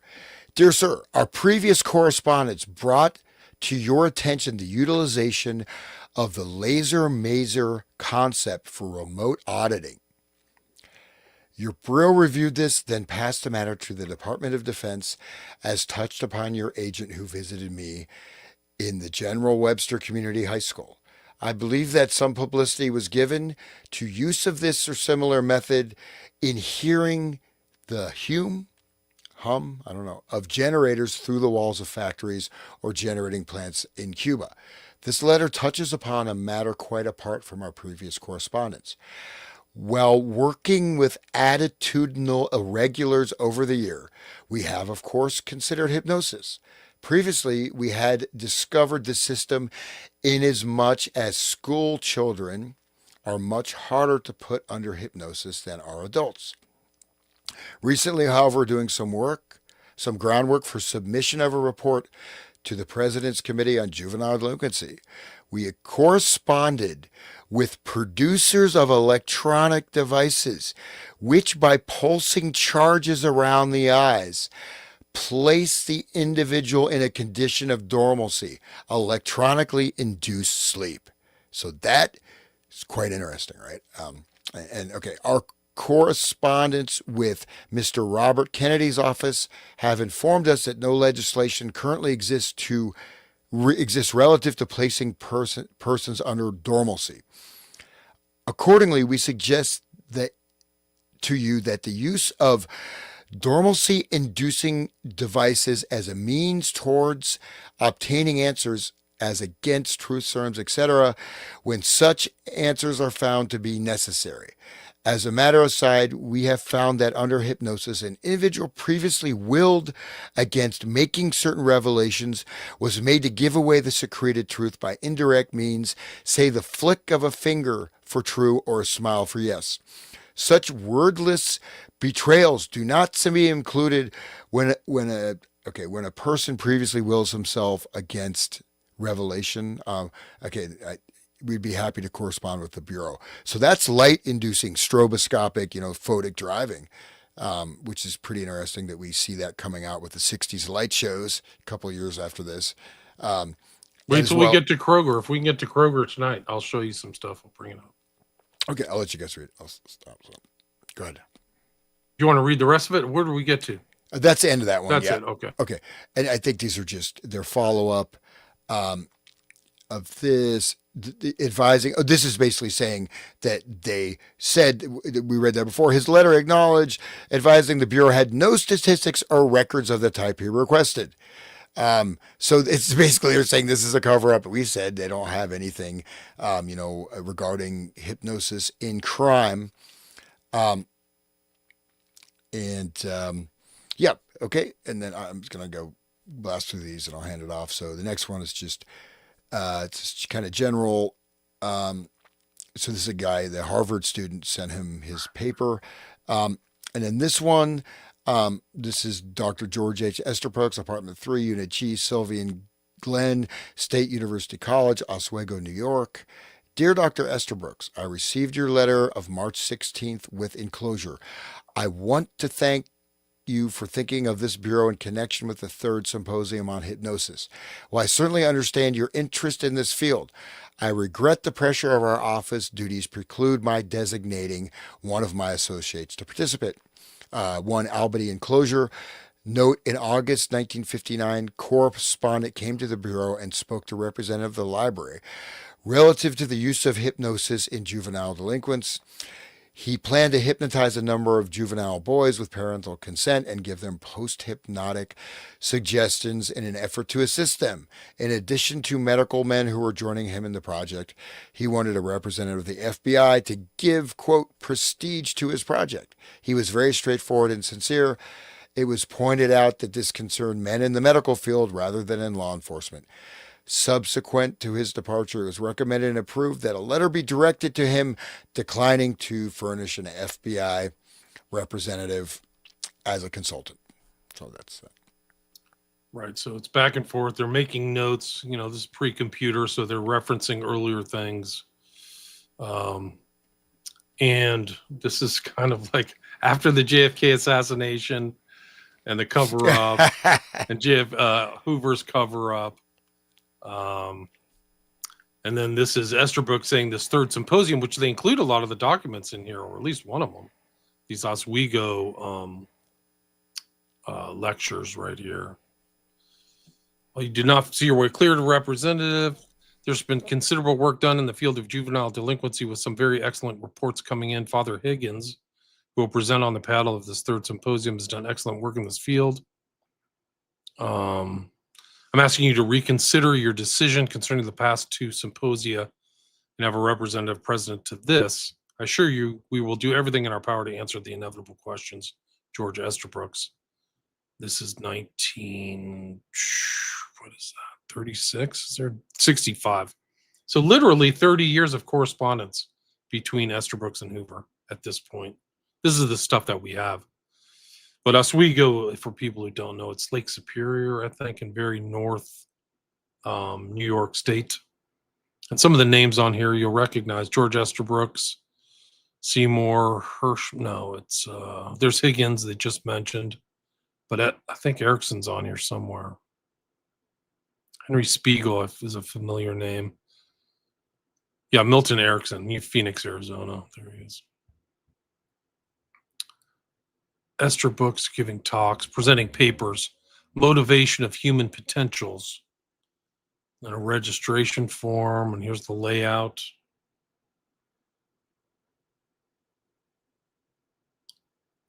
Symposium number 1 involved current problems. Symposium number 2, frontiers of application. And the director was Estabrooks, so he's the head of this. And then I think around this time he publishes The Future of the Human Mind, is like one of his later books. But this is an important document in this whole thing. We can go and talk about Brian, but this is 1966. So they just mentioned Robert Kennedy, who would not be killed or assassinated until June 1968. But this is I don't know who sent this to him, but it's a response by G. Edgar Hoover. He says, although I'd like to be of assistance, we have no material regarding hypnosis available for distribution. We have a lot of information, but we're not distributing it. You may, however, wish to refer to the book Legal Aspects of Hypnosis, written by Dr. William J. Bryan Jr. and published by Charles C. Thomas, Springfield, Illinois. The book does cover previous court decisions regarding hypnosis and some actual case experience. G. Edgar Hoover. Hoover knows William J. Bryan. That's what's really, really important, is that Bryan is at least in his attention. Bryan was involved and was at the trial of Jack Ruby by his own admission. I think he admits it in this book, Legal Aspects of Hypnosis, that he says he's literally right there. Wasn't Jack Ruby one of these hypnotized Manchurian candidates? I mean, was somebody went and visited him in jail, and then he Jolly West went in and said right when he was done, he's like, "This guy's crazy. Yeah. He's crazy." He was never diagnosed as crazy, but once he got done with West, he was crazy. Yeah. No, I mean, he was a mob guy, but he got shut up. He got, when after Jolly West visited him, he was definitely, he was pretty much annihilated. I mean, he was not a Manchurian candidate type of thing, but they didn't want him to talk. You know what I mean? They I just figured wrecked his some mind. kind of suggestion. Jolly West said something like, I'm not saying he was Grok the clown, but anyone that speaks English can be hypnotized, according to these earlier pages of the document. Jolly, the other thing is that not only did he declare him crazy, it went in through all the papers. So Jolly was esteemed Dr. Jolly West says that Jack Ruby is not of sound mind. So it went you can check those papers in 63 and 64. It's really incredible because Belli's gone to William J. Bryan's hypnotism classes, and Belli's representing Ruby, and then West shows up and Bryan's there too. So he's on the periphery, not periphery. He's like a secondary figure. He's a very important figure. We'll find out, but I'll do, let's see. I don't know who this is from. Let's go to, I have some Bryan slides. This is what William Joseph Bryan looks like. You have the Institute of Hypnosis. He's the consultant on Manchurian Candidate, how we got started in this long journey that began before Charlie Kirk got assassinated in September. So we're almost kind of at the 4-month mark, 5-month mark. He's a big boy. You can see him in the background there. That's William Joseph Bryan conducting one of his many seminars. And he's in the papers, so you see him in the papers, but he's a 300-pound guy. And he kind of infamously said, literally one of my important I forgot what he said verbatim, but essentially he said one of the important parts of my hypnotism practice is to have sex with my subjects. And one of the things I'm going to read from right here is this book, Project Artichoke by David M. Sylvie. And it's also referenced in another kind of mind control author. His name is Al Borelli, who wrote about Olson and also the strange kind of high strangeness around the death of JFK. And he passed away. His books were published by Trine Day, but he really thinks this book is legit. He quotes from this book too. So, but William Joseph Bryan, this was an airliner crash. Danville, for people who don't know, that's the East Bay in Northern California. And it's around where William Joseph Bryan lived, according to this. A lot of things that happened around this book. The subtitle is Zodiac was cover for silencing witness from the RFK assassination. And it presents the thesis that the Zodiac was just a big occult cover for a cleanup after RFK was killed. And then and Sirhan. The allegation made by many authors about the RFK death is that the person who tampered with Sirhan, and the number one subject of tampering with Sirhan is William Joseph Bryan. So he's like the number one guy. But in this, he talks about this event that happens, and this goes back to our earlier discussion of like tampering with submarines or battleships or whatever. But this is on May 7th, 1964.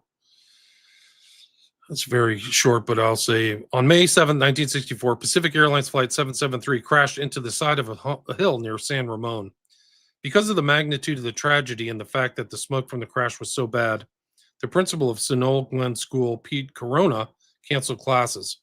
From Sunol, we could see the smoke from the crash just about 10 or 15 miles north of us.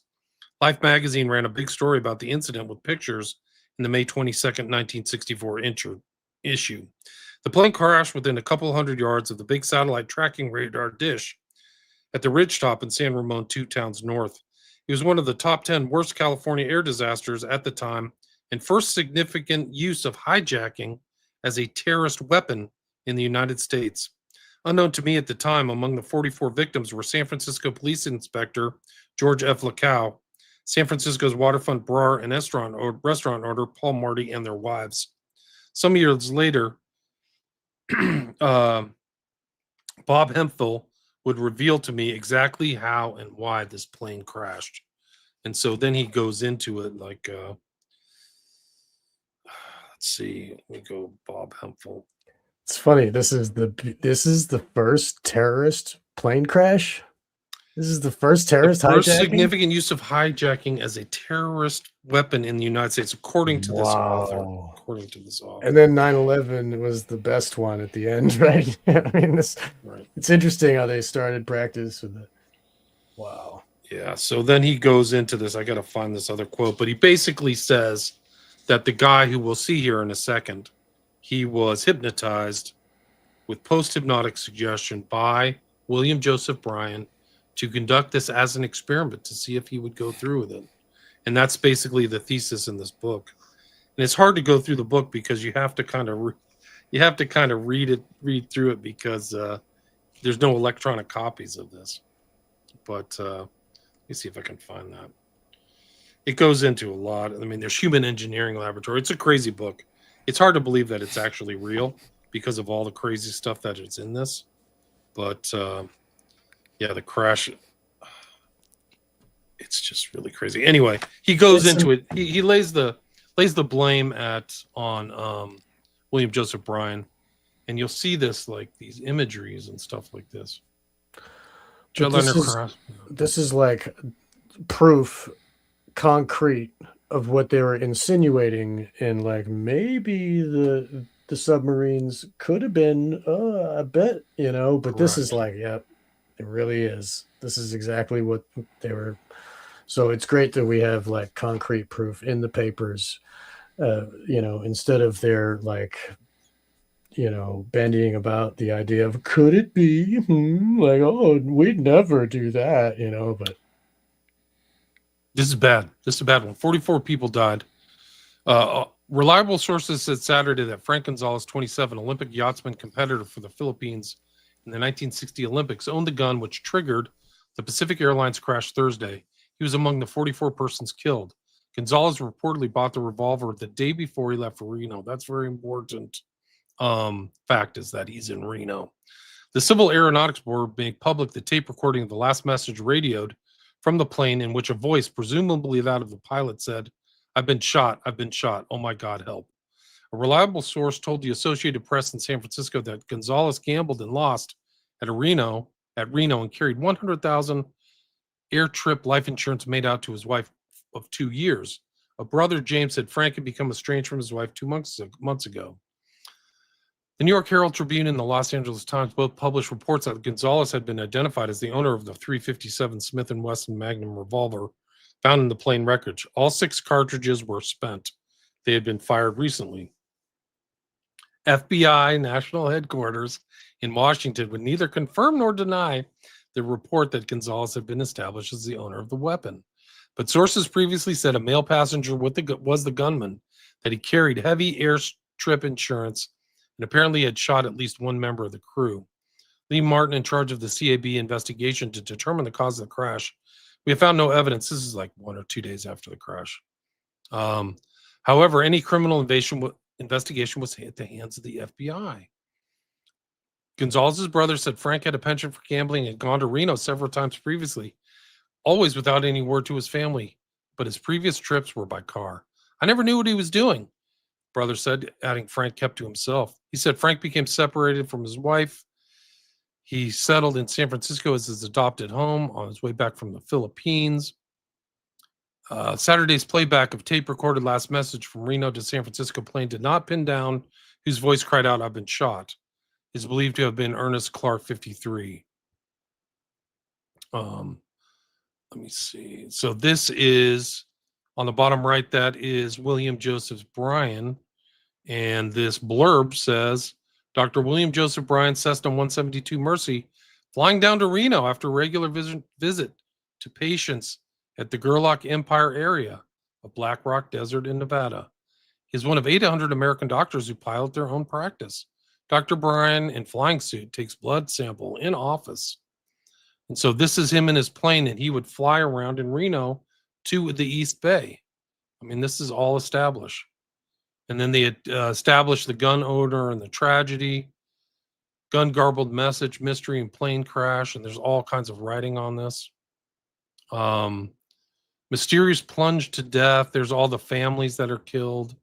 Tragedy on tragedy. It's a big story.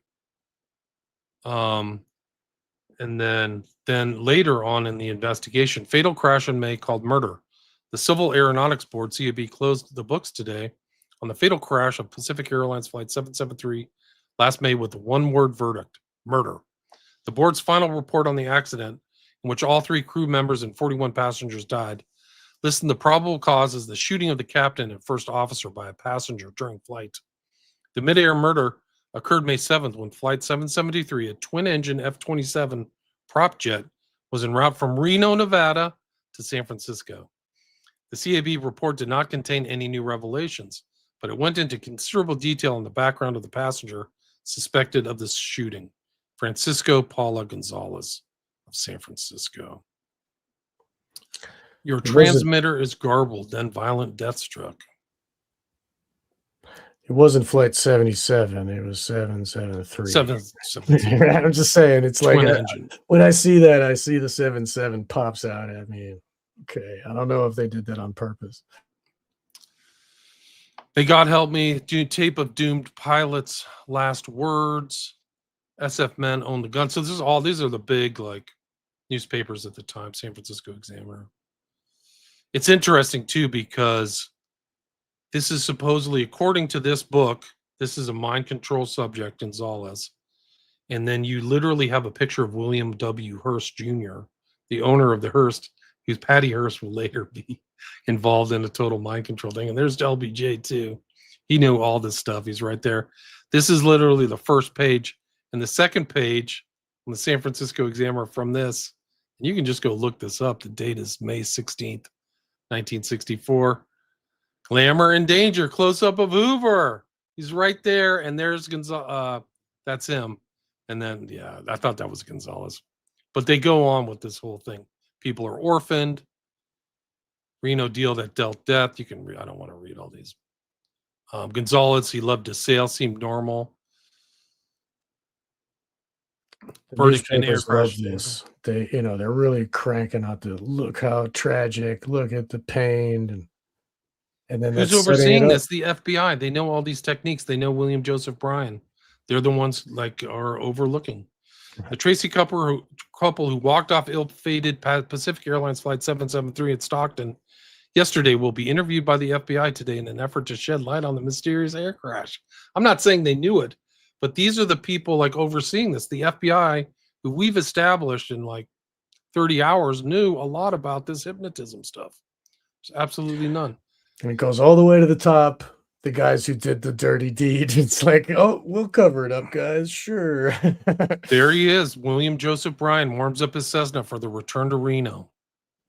You notice It's Black from Rock, this book. Yeah. and that's where they do the Burning Man crap, and that's all mind control operations and testing drugs. He's and all north of that. Reno. That's where the Burning Man is. You're right. Yeah, That's yeah, right. yeah. So anyway, that's just like, I mean, I have to go back into this book in greater detail. But Somebody should digitize that. Whoever's got that. Yeah. There are programs that easily make a PDF out of a book. They just got to scan it. It's. Anyway, we go back here. Because I want There's to William download it. Joseph Bryan. Well, Let me see if I can. Why don't you guys read this? Let me see if I can find this. okay. Yeah, just I mean, I kind of went through a lot of these missives. So some are interesting, but there's several of them. He sends out the William Joseph Bryan's book to multiple people instead of sending out the fingerprinting book. So he likes his book. He's sending it out to people that write to request information. There's some students writing to him. There's a high school student. But this one, and then he's another one. This is, if you go to page 374, he's sending out again another copy, legal aspects of hypnosis. So he really likes this book, right? So he's sending it out.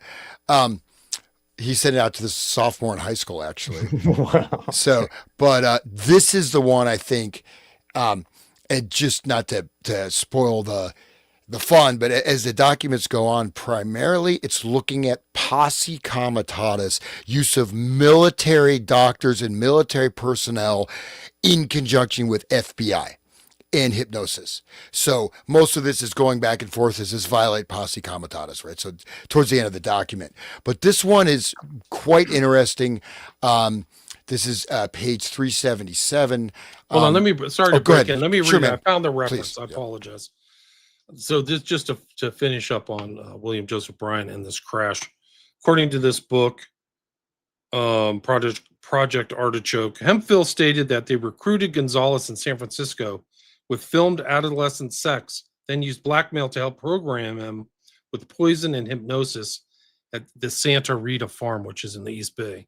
Bob told me that Gonzalez was prepared by Bryan to crash the Reno to San Francisco bound commercial airliner into a satellite tracking station. Gonzalez was drugged while at the Palace Hotel in Reno. Then, after a stop in Stockton, was triggered when the plane started to descend near North Livermore Valley, which just coincides with the people who got off the plane at Stockton that I just mentioned, if you recall. According to the accident report, investigators discovered that Gonzalez had advised both friends and relatives that he would die either on Wednesday, May 6th or Thursday, May 7th. He referred to his impending death on a daily basis throughout the week preceding the incident. When the Fairchild F-27A with 43 other people started to descend over the safe house in mysterious ground-based wire antennae, Gonzalez, fully triggered, pulled out his gun, entered the cockpit, and shot the pilot, Ernest Clark. At 6:48 p.m., the aircraft radioed its last message. First Officer Raymond Andrus was heard saying, "Skipper shot. We've been shot, trying to help." Pacific Airlines Flight 773 actually flew over the Santa Rita farm. It's part of the book. It's like a mind control farm. Santa Rita farm and crashed into the side of a hill near San Ramon. Bob suggested the whole terrifying tragedy was filmed from the safe house. We film everything. So like a snuff film, they filmed it. Like the guys from Zodiac or Sons of Sam. This is the 60s. 64. Of the 44 people killed was San Francisco Police Inspector George F. Lacow. According to Hemphill, Bryan harbored a deep-rooted hatred for the SFPD and Lacow personally because of an argument that took place in the bar at the waterfront restaurant. According to Bob, they had to close the safe house at 225 Chestnut Street in San Francisco's North Beach. This is Midnight Climax. If you remember the story of Midnight Climax and all those stories with George White and Gittinger, this Brian is tangentially associated with us. And 225 Chestnut, if you read these other stories of the Midnight Climax, for people who know, that's it's in the North Beach. This is confirmed. So this book is like accurate on certain things. I don't know. It's pretty well. Because of local here concerning crime and complaints about reported adolescent prostitution. Hemphill further stated that days after the National Guard left the crash site, Brian celebrated evil with a black mass. Ooh.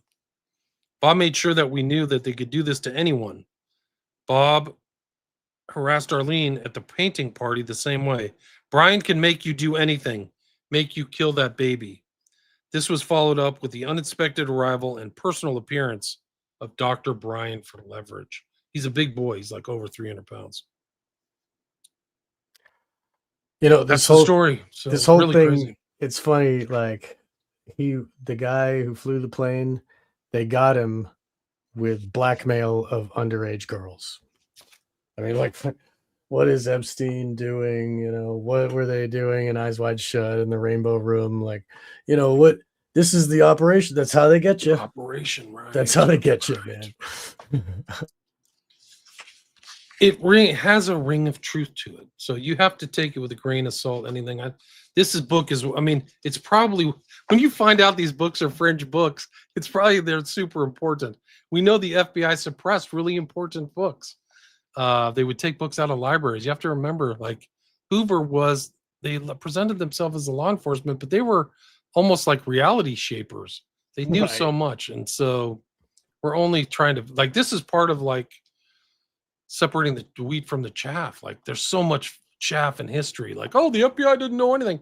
We've proven the FBI knew. All of the heads of the FBI knew very detailed information, and knew the very detailed information from these guys who did mind control and hypnosis for decades. And this is just what's come from, like I said, I've repeated this. I'll repeat it again. This is just from Esther Brooks alone. Somebody needs to send a FOI for Erickson, for all these, for Brian, or all these guys' files are so important if they're even extant, if they haven't been destroyed. So crazy story, man. Yeah. This is such an important document, guys. I just cannot. They're all here. Erickson, Esther Brooks, Brian. It's crazy. Thank you, William, for bringing this. Yeah, great. That's awesome, because the couple this next letter, and then I don't know if we need to go through it. There's all this stuff of requisitions for audio, video recording. There's all this stuff for the video stuff, but this one, there's some allusions to it, and just to bear in mind for everybody, how much stuff was done in the 30s, and then it just kind of becomes very thin. You know, we had like 10 years, and there's not much there. But so this one is quite interesting, and this talks about frequency induction. Okay. And so that it's quite possible, using electronic means as well as, hypnotic command triggers, right? Where he's flying the plane over that. So, so this is, if you don't mind, would be page 377, or my 377, Leggett Bond. Do you see that? Yeah. I think. Yeah, I can do that if you want. Oh, yeah. On 311.74 is the first. Yeah, no, 315.74. Yeah, on 311.74. Yep, correct. yep. Okay. I'll take it if you want. Go ahead. Okay. On 311, okay, Leggett Bond, Director, FBI, redacted. On 311.74, captioned individual telephonically contacted the Bureau to request an appointment to talk to a special agent. An appointment was arranged, and blank later appeared in person with a sheaf of papers which he desired to have the Bureau retain and study as background information regarding his hypothesis that the human mind can be manipulated through hypnosis, microwave, and ultra shortwave radio on the body.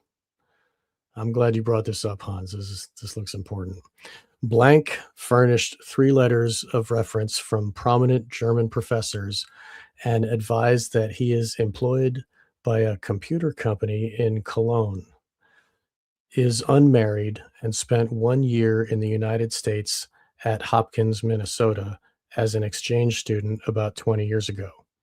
He said he was spending 3 weeks in the United States and was bringing his files to the attention of the FBI as he felt that the Bureau was the premier law enforcement agency in the world.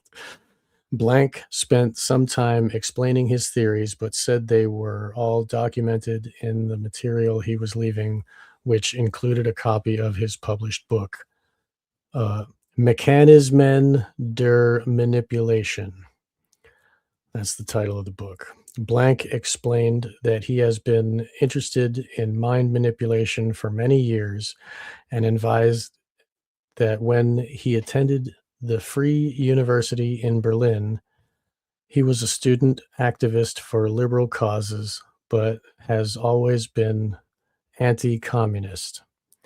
He continued that since the publication of his book in 1970, he has felt that because of his past student activities and the appearance of his book, he is the subject of mind manipulation by the Soviets. A portion of blank material makes reference to a news article which received wide dissemination in May 1972 to the effect that the Russians had used microwaves against the American embassy in Moscow in order to cause psychological damage to the American diplomats. It reminds me of the Cuba thing too, the clicking noise. Havana syndrome. Right. That is a document. That is totally documented. So everyone was getting sick in the embassy, right? People were getting all kinds of conditions. So people even died. So they were that definitely happened, and that's a real incident. So, right. Yeah. And they made it sound like it was just a clicky noise, right? But it was really detrimental to these people. Well, there's the woodpecker signal, Yeah. right? But then this was where, and this was I think over a period of a year or two, the American embassy in Russia was actually blasted with these frequencies. So it's sort of like what recently happened in Cuba, right? But then people, Right. there are all kinds of, memory loss, hair loss, even like I said, even death. I mean, so Wow. that's absolutely factual. So yeah. It's amazing how they can cause hair loss even. Okay, going on. Another reference is made to blank. Okay, this letter to Bonn I'm regarding sure it's blank. Solzhenitsyn. It's because he wrote the Gulag Archipelago. Right. Very integral book. Everybody should read that. Okay. Another reference is made to Solzhenitsyn and his book, The Gulag Archipelago, wherein he states that absolutely reliable is the report that the NKWD maintained a school for hypnosis in the 30s. Wow, incredible. I got to find that reference. Blank continued that his purpose in leaving this material with the Bureau was to have the appropriate persons read over and digest it, thereby being in a position to counteract it and be able to tell others how to counteract it. The material consists of 4 folders labeled as follows: background information, experimental investigation, references, publications. Also included, as mentioned above, was a copy of his book. Blank asked the interviewing agent if he could be re-interviewed after this material was digested. He was advised that this would probably not be possible as he was leaving Washington within 3 days, and it was not felt that this material could be digested by the appropriate people in that short period of time. It is felt that he may at some time contact the American embassy in Bonn. BU files contain no information concerning blank. BU files. I think that's Bureau files. Oh, okay. Note, footnote. Another although Shapitz feels that he is the subject of a psychological attack. So that's his name, Shapitz. It was redacted above, but okay. SCHAPITZ feels that he is the subject of a psychological attack by the Soviets. He is extremely well-spoken, speaks fluent English, and does not give the impression of being aberrant. Although the data he left seems to be quite technical, S.A. Ralph W. Engelmeyer, in reviewing it, feels that it may be worthy of review by both the laboratory and intelligence divisions, in view of the fact that Shapitz has apparently gone to considerable trouble to compile information in this field into 3 of the folders which he furnished. That's the end of that. Yeah, and so there's some allusions to that. So we're talking about, again, this microwave technology, radio frequency technology, everything that was described in what you read, William, right? About that. But also the note that this guy is supplying all this information to the FBI when most likely the FBI is actually engaging in this very same thing. You guys are just number one. I love you guys. Help me. Yeah, right. Okay. Statist punk. Yeah.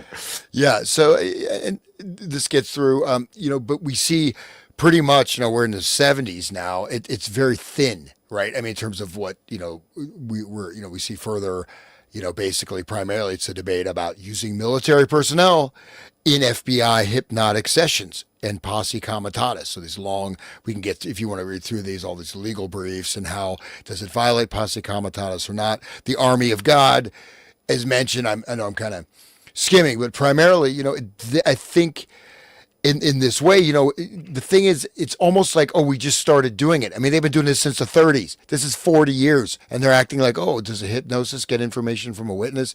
You know what I mean? So I think, to a certain extent, you could say that some of this is not necessarily a cover-up, but it's like they're using hypnosis way before, this, and they're acting like, we're just discovering the use of hypnosis for witnesses. But we just got to do some more tests, guys. Just keep giving money. Let's see.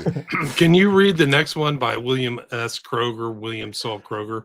I've got some screenshots for Which you. page is that? It's the one right after Hypnosis and Okay. Truthfulness. It seems to be just like a snippet, but he's an important part of the whole story. Okay, we were at 76. It's 378 is what I have. 378. Yeah, okay. Hypnosis versus truthfulness. Regarding the story, Russo hypnotized, March 317. That's okay. I think that's actually, excuse me, but that's actually from the Garrison thing against, what was the guy's name? What was the guy's name he tried to criminally, Garrison in the JFK case? He actually hypnotized the kind of main witness for the prosecution, which was Russo. So I think that's what it's actually referencing. Okay. Russo was his name. What was the guy's name who he arrested? Not Guy Bannister. It's somebody in the chat knows. You know better than I do. Yeah, like I rely on you for. I see his face, but I can't remember his name right now. Clay Shaw, thank you, Southwest. Yes, Clay Shaw. So Russo was the claim. He was played by Kevin Bacon in the JFK film. Right. I'm sorry. Please continue. Sorry. May I, as the result of over 35 years of experience with hypnosis, emphasize that a person's statements made while hypnotized have no more validity than those made at so-called non-hypnotic levels. In other words, the credibility of an individual's testimony under hypnosis can be challenged in as much as a person can distort the truth under hypnosis. Thus, an individual may develop screen memories where he misremembers. That's important for SRA. People should know about that, screen memories. However, hypnosis can result in better recall of mnemonic material because of the associated relaxation, concentration, and greater objectivity. Experts can tell whether a person is lying while under hypnosis only through a more sophisticated method, such as a polygraph, which scientifically measures psychological and physiological responses. William S. Kroger, medical doctor, executive director, Institute of Comprehensive Medicine, Beverly Hills. Another creep, man. Another freaking creep. There he is as a medical student. If you see some your doctor with these eyes, run for your life. God, that guy's like, I mean, whoa. Yeah. He actually looks normal here, but he wrote Clinical and Experimental Hypnosis. Experimental Hypnosis revised fairly recently, but he wrote a lot of these books. But this is the most important one. Hypnosis and behavior modification, imagery conditioning. And when you see a lot of these guys, they have like these images in their brain. And this is how sophisticated it gets. It's really scary. This is an advance on Ericksonian hypnosis. Kroger came after that, headquartered in LA. And he came up with this. We've already talked about the electrogalvanometer, right? This is his technique for detecting lying. It's called the brainwave synchronizer. And I'll read the blurb. The American physician, Dr. William S. Kroger, 1906-1995, spent his career in obstetrics and in psychology. He had a lifelong interest in hypnosis, was a founding member of several organizations in hypnosis and in other fields of alternative, non-traditional medicine. Interesting. During World War II, he observed that pulsing lights on a radar screen mimic the frequencies of brain waves, right? Didn't we go into EEG waves or something like that? Yeah. Just if you want to throw out real quick, just like I mentioned that EMDR. Oh, she was walking through the park and she noticed as she moved her eyes from side to side, her traumatic memories got less. So again, what he's observing the pulsing lights and he's in battle and he's saying, oh, it's like the brainwaves. You know what I mean? So it's one of those sort of mythological stories. But yeah, go ahead. Pulsing lights on a radar screen mimicked frequencies in brainwaves and could cause a trance in some operators. He later worked with the inventor Sidney Schneider to perfect a machine that could induce hypnosis for medical purposes. So this machine is literally a creepy spy briefcase. Like this is what he puts it out. But look at these pictures. They introduced the brainwave synchronizer in 1959. Manufactured by Schneider Instruments, it uses a light that flashes at the frequencies of alpha, beta, and delta brainwaves. In the 1960s, the device was used both to provide analgesia pain relief to women in labor and as an aid to general anesthesia and surgery. It fell out of favor when it was found to induce epileptic seizures. Today, hypnosis is one of the techniques of pain medicine. And there's what it looked like. You can see brainwave synchronizer right there on the right. And it literally has a handle. You can't quite see it in this picture, but like you could literally just bring it in and plop it down. And there's the delta, alpha, and beta ranges. It's incredible stuff. There's the handle right there. So it shows you it's like a briefcase size. It's not like an installed thing.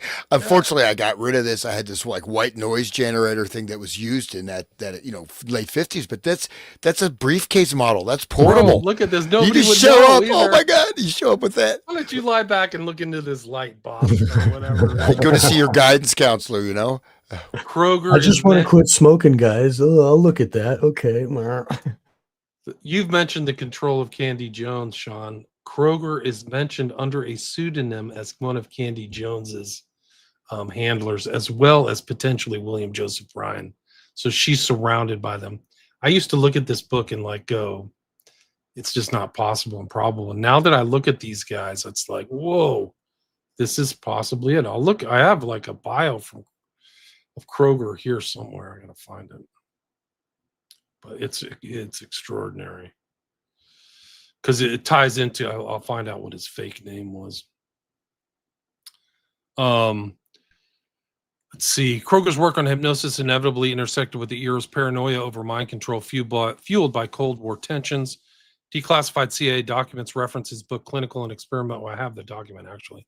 Clinical and Experimental Hypnosis as a foundational research into behavioral manipulation, including in the USSR. This places him in the orbit of MKUltra that explored hypnosis. The most sensational allegation stems from the case of Candy Jones. It's not a real name. Forgot what it is.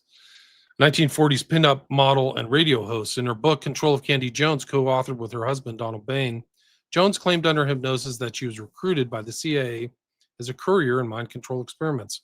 She identified Kroger as, quote, Dr. Gilbert Jensen, quote, a pseudonym for the hypnotist who allegedly used narco-hypnosis, drug-assisted hypnosis, to create her alter ego. And so what you realize is that Gottlieb communicated with West under a fake name too. So you have to assume that all of these guys, Esther Brooks, had a fake name. Remember the Saul missives or whatever that entity was. That was done under a fake name. Remember where he was channeling that thing in upstate New York? Oh, yeah. What was yeah, the name of the channeled entity? That's uh, super important. Seth. The Seth channels, right. Right. So Esther Brooks has a fake name there. Kroger has a fake name. We know West has a fake name. Her alter ego was named Arlene. She described sessions involving injections, electrodes, and trauma to split her personality. While Kroger never publicly addressed these claims, and skeptics dismissed Jones's claims, the timing aligns with MK Ultra. Declassified files confirm the CIA-funded hypnosis research at institutions where Kroger lectured, and his expertise in imagery conditioning, which I just showed the cover of his book, right? I can go back there. Hypnosis and behavior modification, imagery conditioning. Mirrors programs goals of programmable behavior.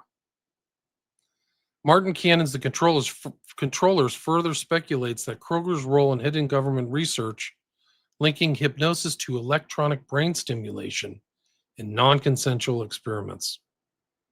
Concrete evidence remains circumstantial. Yeah. So these guys are dirty, man. They have front personalities. Yeah. Not really.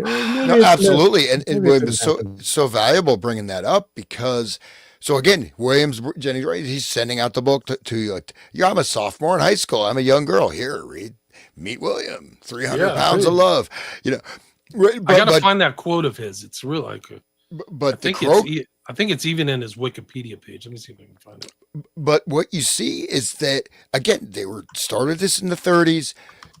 You know, as this document, you know, we're getting towards the end. This stuff must have. I mean, they have vast resources. They have, you know, and it's not like this stuff was even at the very beginning. You know, this electric light, electronic simulation. They're trying all these different methods, right? So that the brainwave synchronizer is obviously pretty advanced, but then you got the merry pranksters and the psychedelic light shows using what a lot of this advanced hypnotic technology, right? At the early, you know, Walter Penfield and all those guys, you know, early stroboscopic photic driving, as I've mentioned, is one of the earliest things that was looked into. But you have this whole plethora. You've got drugs, you've got, you know, linguistic, lexical hypnosis, you have, I mean, all kinds of stuff, right? And even these like facial tics that are programmed in so you can read a person. I mean, so there's so much is there. And, you know, I think, you know, we could, you know, a little bit deeper, you start pulling the stuff apart. You see, probably they are, I mean, Esther Brooks is talking about in the 30s about, well, they're talking about hypnotizing people to commit crimes, right? They're talking about information couriers. They're talking, you know, and then look at that police document where they're talking about very advanced levels of hypnosis, right? And now you're here in the 70s. Oh, can we use hypnosis to interview suspects? How does it work? Will it work? So, you know what I mean? So I think that there's a lot there. And again, this is a precursor to tie these threads into MK Ultra. So it is. This document is going to be people in anything, it'll have to show up. I will see if they'll give us credit for doing the work we did because this document's so important. But Kroger is really something else. The quote that Brian said about having sex with his patients is, I just lost it again. Shoot. He said to Playboy in '64, "I enjoy variety and I like to get to know people on a deep emotional level. One way of getting to know people is through intercourse." Whoa. And he's talking to Playboy, dude. Yeah, like it's in a Playboy interview. But I mean, Um, Playboy uses that. I mean, those models are often victims of this type of treatment, like Marilyn Monroe famously, she was their first copy. That Playboy #1 was Marilyn Monroe. So here's another one, Kroger and crime. I'll try to do more research for our next show because this is kind of interesting because it ties into. I'm pretty sure this influenced the Eastwood film, the first Dirty Harry. I could be wrong, but it's a famous story in California. Youngsters and the drivers were kidnapped in a bus. They were driven to a gravel quarry 100 miles away and forced into an abandoned trailer truck buried 6 feet underground. The 16 hours later, the captives managed to dig themselves out and were soon rescued. The FBI quickly interrogated them, but found no answer to the question, who are the abductors? To help crack the case, the Bureau called in William S. Kroger. So these guys are known to the FBI, an authority on medical hypnosis. Kroger sat with Chowchilla bus driver Ed Ray in a Fresno motel room and told him to fix his eyes on a spot on the wall and breathe deeply. 20 minutes later, Ray was under hypnosis. Dr. Kroger then led him through a playback of the kidnapping. The ploy worked. The driver was able to recall all but one digit of the license plate on the kidnapper's white van. The information helped authorities track down 3 suspects who go on trial later this month. A successful tool. Though the FBI says it uses hypnosis sparingly, mesmerizing consenting witnesses is on the increase as a police investigative tool. The Los Angeles Police Department has worked with the technique since 1970, noting the U.S. Kroger and 9 other medical hypnotists trained 14 LAPD officers in the technique, which dates back at least to ancient Egypt, says LAPD Captain Richard Sandstrom, who is currently evaluating the work of the force's new Svengali squad. Hypnosis gives utterly fantastic results. His squad. That's quite telling, right? Wow. It's funny. It all goes back to ancient Egypt. Do you remember that hierarchical system where there was a king leader and then there was the serfs under him that had to, be like subject to the king? And how many people in history have been subjected to this stuff? Yeah, like right. they say that the Egyptians got the idea of that because the snake, the cobra hypnotizes its victim before it kills them.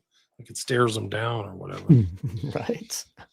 Anyway, crazy. This document's incredible.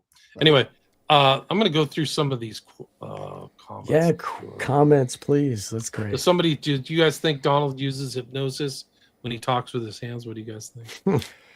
I did a lot of work on gesture analysis, in speech. So there's a tremendous amount there of, you can actually get, there's even, ways to track. In fact, I have this whole program, that you can look all these different variables, linguistic variables, situational, this and that, what type of gesture, tracking the gesture related to word, diction, intonation, word emphasis, et cetera, et cetera. Very potentially. I mean, most people, the communication with gesture is done, it just kind of is another level of communication, the way people move their hands, right? And it can add a lot, but I mean, absolutely. And it is something really, in fact, I did this more just for like academic stuff. It would be kind of fun to take that thing. You can do time code tracking, and actually with all the different, variants, you can get a lot of information and directly correlate. If he is using hypnosis, I could find out quite easily. And there's yeah, so it's possible. The thing is, stuff that can be very subtle, like timing, periodicity, which means, something occurring over time.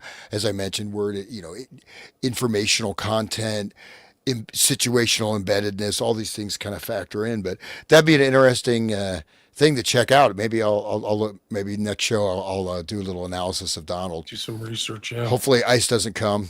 Deport me back to Somalia. There's a Juba daycare down for my house, so that maybe they'll send me Leering center. Is there a Leering center? It's a Leering center. They have this like creepy green frog on their bus. It's like, I don't want to get in that bus. Juba. They also like Juba groceries. Oh Anyways, but maybe I'll get picked up by them if I. But yeah, no, it's good to look into. But I think no, but you can see like someone like Trump very easily could be doing type of Ericksonian hypnosis, right? And you can see it a lot in type of public speakers, public figures. But then you're looking at also again media placement. There's all these other variables, including like light. There could be stroboscopic light. There could be figures in the background. People doing weird, what I mean, especially things that are perceived subconsciously.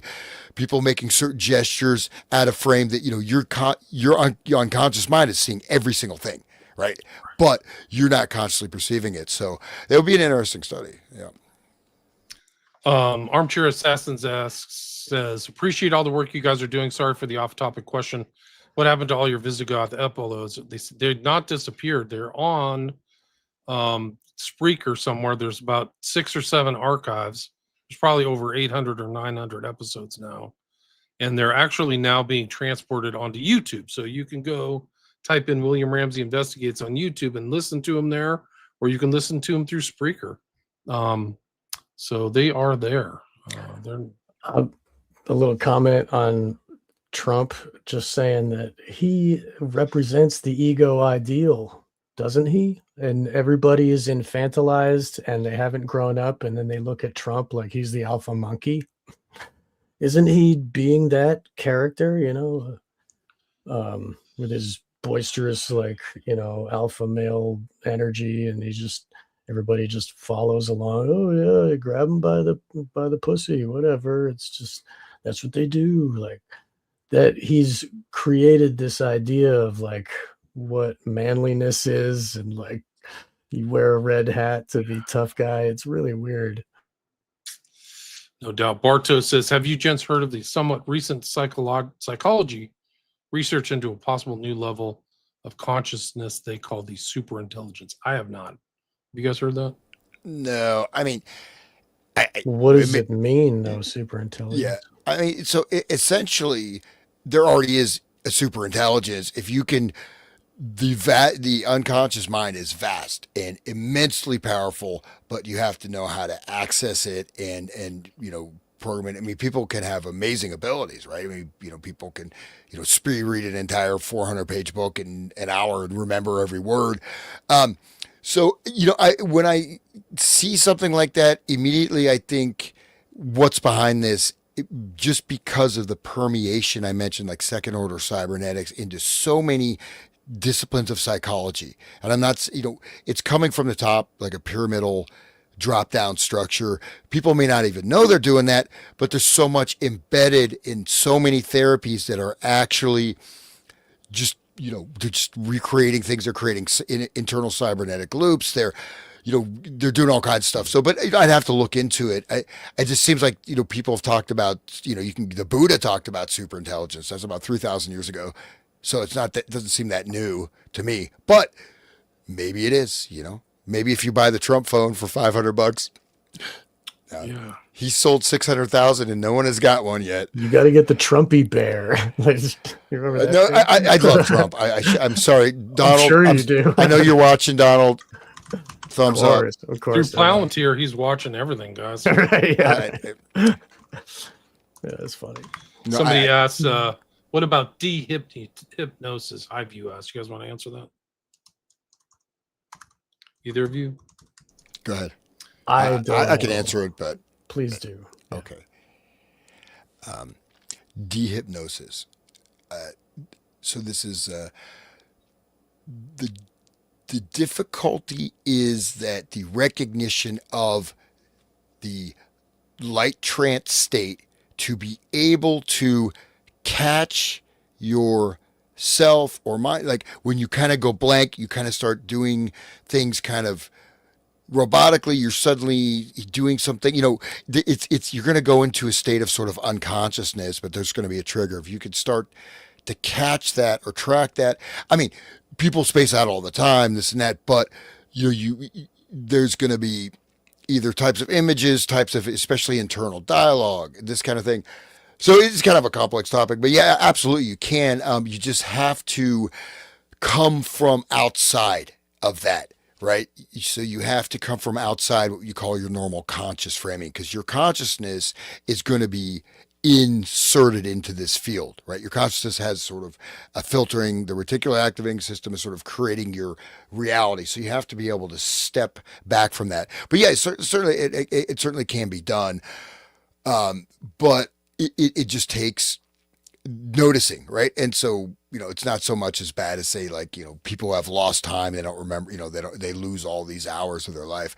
But there's certainly, if some of you are interested in personally, that, shoot me an email, whatever. But yeah, it certainly can be done, because again, these are imposed structures. You just have to pull apart the base. You cannot do it from within the system. Like if anything is within sort of a programmed hypnotic command consciousness framing, anything done with that, that's what I mentioned, all these therapies. It's just going to keep reimplanting it. It's just going to keep making it deeper. You cannot escape from within that field. But however, the good news is you're not that limited particular container field of that. So big question. I'll just leave it there for now. So. Yeah, if you're watching this, you can see what the Visigoth archives look like. There's like 6 or 7 volumes. You can just type it into Google, or you can go to Spreaker. I think you should be able to just bounce around Spreaker and see them all. The problem is that Visigoth, he had all these other titles for his shows. Beyond the Grassy Knoll, Think or Be Eaten, Visigoth Live, those were his live shows, the Lembic Files. So I just put them all under the Visigoth archives. So people can go check those out. People are still listening to them. And I've reposted a lot of the recent shows, things with the Collins Bros. Blues John's Traveler asks, have you heard anything about hemispheric isolation research? I haven't. Do you guys want to answer that? That's where they separate the left and the right and stimulate both sides at the same time in different frequencies. Is that like a binaural beats type? I guess Didn't we discuss that last time or the time before, something like that? I think Hans knows a lot about that too. Well, there's stuff where you sever the connection of the two cortexes, right? So there's been invasive. There's all kinds of research on that. So specifically, that's I don't know exactly what they're referring to, but yeah, I mean there's a variety of things on that, but this includes pretty hardcore things. Even the Soviet Union, what this part of the brain does, so just cut it out, see what happens. So yeah, but there are ways to stimulate hemispheres. But I want to say the super intelligence, I just looked that up. So this is where the AI completely surpasses humanity. It makes everything is integrated. All of your decision making, all of your behavior is going through the AI. Human identity and selfhood, creating digital clones, virtual therapists. So yeah, it sounds pretty. So super intelligence, if that's what we're talking about, is 1138. It's like basically you can't even take a piss without asking the AI. I mean, it sounds pretty rough. I certainly hope that doesn't happen. One thing about the split brain, Kerry Olahe talks about with the programmers, the SRA programmers have a specific type where they will sever the left from the right, and they program each one separately. And the Reich Saddler, the double-headed eagle with the crown above, is symbolism which relates to that phenomenon, and it's a trigger also for people that are programmed to for their internal loyal alters that are loyal to the crown and the hierarchy to take over. But that split brain is a technique, a specific one of the ways of programming that they use. This one document, I meant to bring this up about Kroger, and this is also for you, Hans. It's parapsychology in the USSR. We did that whole long show on Soviet cybernetics. This is really interesting. But I think at the very end, they mention Kroger somewhere here. I think it's... Yeah, no, there it is. Okay. Medical hypnosis is used intensively in the art of the USSR. Primary work, chemical and experimental hypnosis by William S. Kroger, serves as the groundwork for the basis of corresponding intended research. So that's pretty interesting. I can send that's a CIA proof release. Yeah, no, that I mean, so there's actually I think there's several books. There's one I think in the '70s, like psych research in Soviet Union. Yeah, they were far ahead and they started in right about the beginning of the Soviet Union, and they had that was one of the main you know they didn't really care if people ate food, but let's go research that. Yeah, so they had very very advanced research over 60 years, 70 years, and far generally speaking, the United States was just catch up. So that I mean even like that the remote viewing and stuff. I mean it's quite extensive, and that it's actually a fascinating topic. But yeah, so that it says here the Russian scientists and lady have been researching various parapsychological phenomena for decades before the 1917 October Revolution. That's wild. Okay. Before. So that. If only we had those documents. Mid 19th century. Bro, well, okay, till I break out my Rasputin materials. You guys your mind is gonna go. Is that document we did in the show? No, I got something way better for you. No, I mean this document. What is that? I meant to reference this because it had Kroger in it. I referenced it in the materials where it said Kroger was influential in Russia, and then this is the document that proves that it was because they're referencing him. So 1850s. So that, wow. Okay, that's new. Mid 19th century, right? Yeah. This is. I don't know where the CIA document comes from. Guys, I think I'm pretty much spent. I feel like I've been sitting here for 3 hours because I've been sitting here for 3 hours. Thanks to everybody for listening. Epic. Yeah. 180 live listeners. Great comments in the chat. So kudos to the chat. Hats off. If I had a hat, I could put a hat on, I guess, and take it off to you. Let me see. I can put my dumb LA hat on. So let's go. Hats off to everybody. Hats off to Sean and Ons. Thanks everybody for listening. I know it's not my show, but hey, thank you, William. I'm throwing in the towel. I should throw in the towel too. I was pretty tired. I was like, man, I could before we started, I can just go to sleep.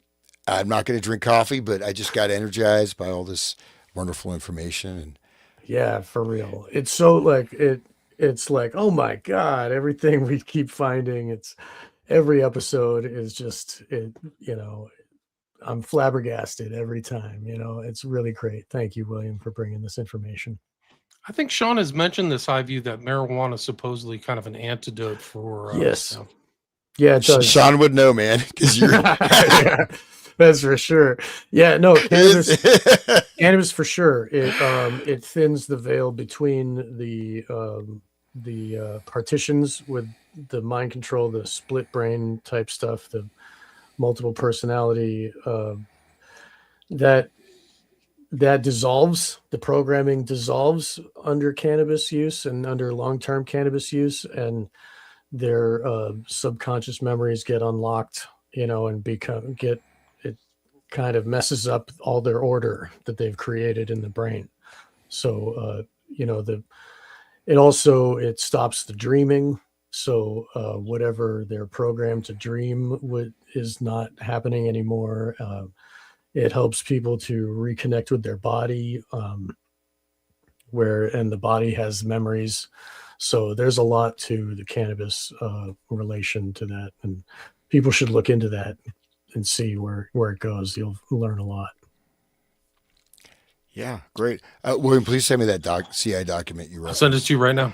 All right, and yeah, just real quick. So the hemispheric or isolation, it was a treatment for epilepsy, right? So you just cut the two brain hemispheres, or you're not going to have seizures. So this was done. I mean, the studies came from that particular treatment, right? So it was used again to prevent epilepsy. You cut the corpus callosum, and then you have. But one of the weird things about the split brain things is the hemispheres would communicate with each other, but like separate people. So the left hemisphere would, say generate a story for why the right hemisphere did something, or this vice versa. And so it's pretty. pretty wild. So That's proof of what Carrie was talking about when they cut this, they sever it, and then they program each one separately like that. That's they physically cut it, or physically. Well, they separate. I got to talk to her some more. We got to learn more about that. yeah, no, it can be. It was done surgically. It was, Well, I mean, they would operate on these poor victims. Well, They then would do sure. all kinds of stuff. They would bring them into military bunkers and subject them to all kinds of stuff. And, it was an ongoing thing. So I'm sure they would get implants. Like, I mean, it's ruthless what they had to endure. Yeah.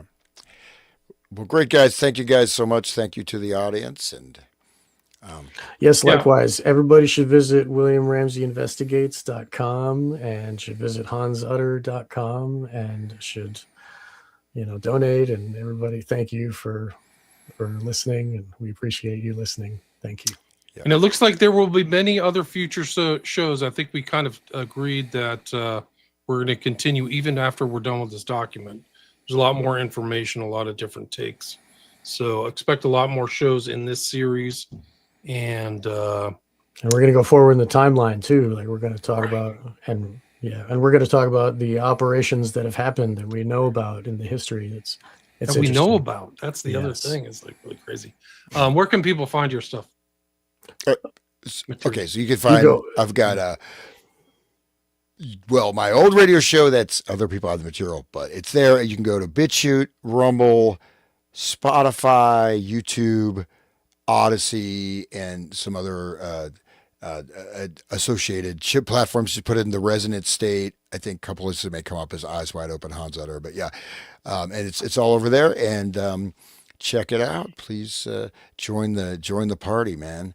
And I realize I'm getting virtually deprogrammed because I'm in training with Sean Smoking, and so my mind control programming is less. So thank you, brother.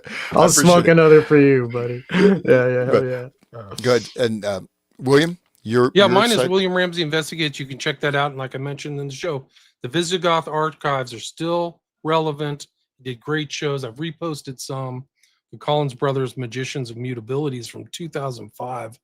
And it reads fresh. Like they were so keyed into so many things about 9/11 I didn't know about. And their frame of reference is really extraordinary. So check those out. He's had great guests. I'm still adding to it. I had to go back through, and some of them aren't up because he didn't care about copyright at all. So I have to take out some of the old songs and things like that. But you can find them. Most of the ones, Spreaker doesn't seem to care as much. So if you go to Spreaker and type in the Visigoth Archives, Volume 1, 2, 3, 4, 5, 6, 7, you'll find them. I just separated them in 150 parts because there's so many, it just seems easier to go through them.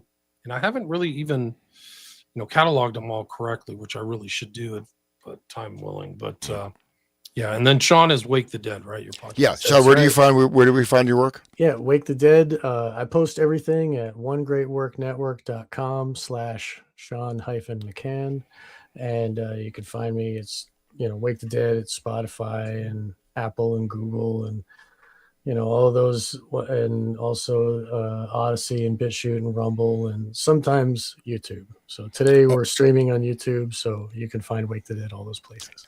And yeah, by the way, I want to say I'm on the same network with Sean. That's right. I have gotten it up and running. It's getting there. So I just have to add it to my list of where I'm posting stuff. So Right. One Great Network, Hans Utter or something. Yeah, onegreatworknetwork.com/Hans-Utter.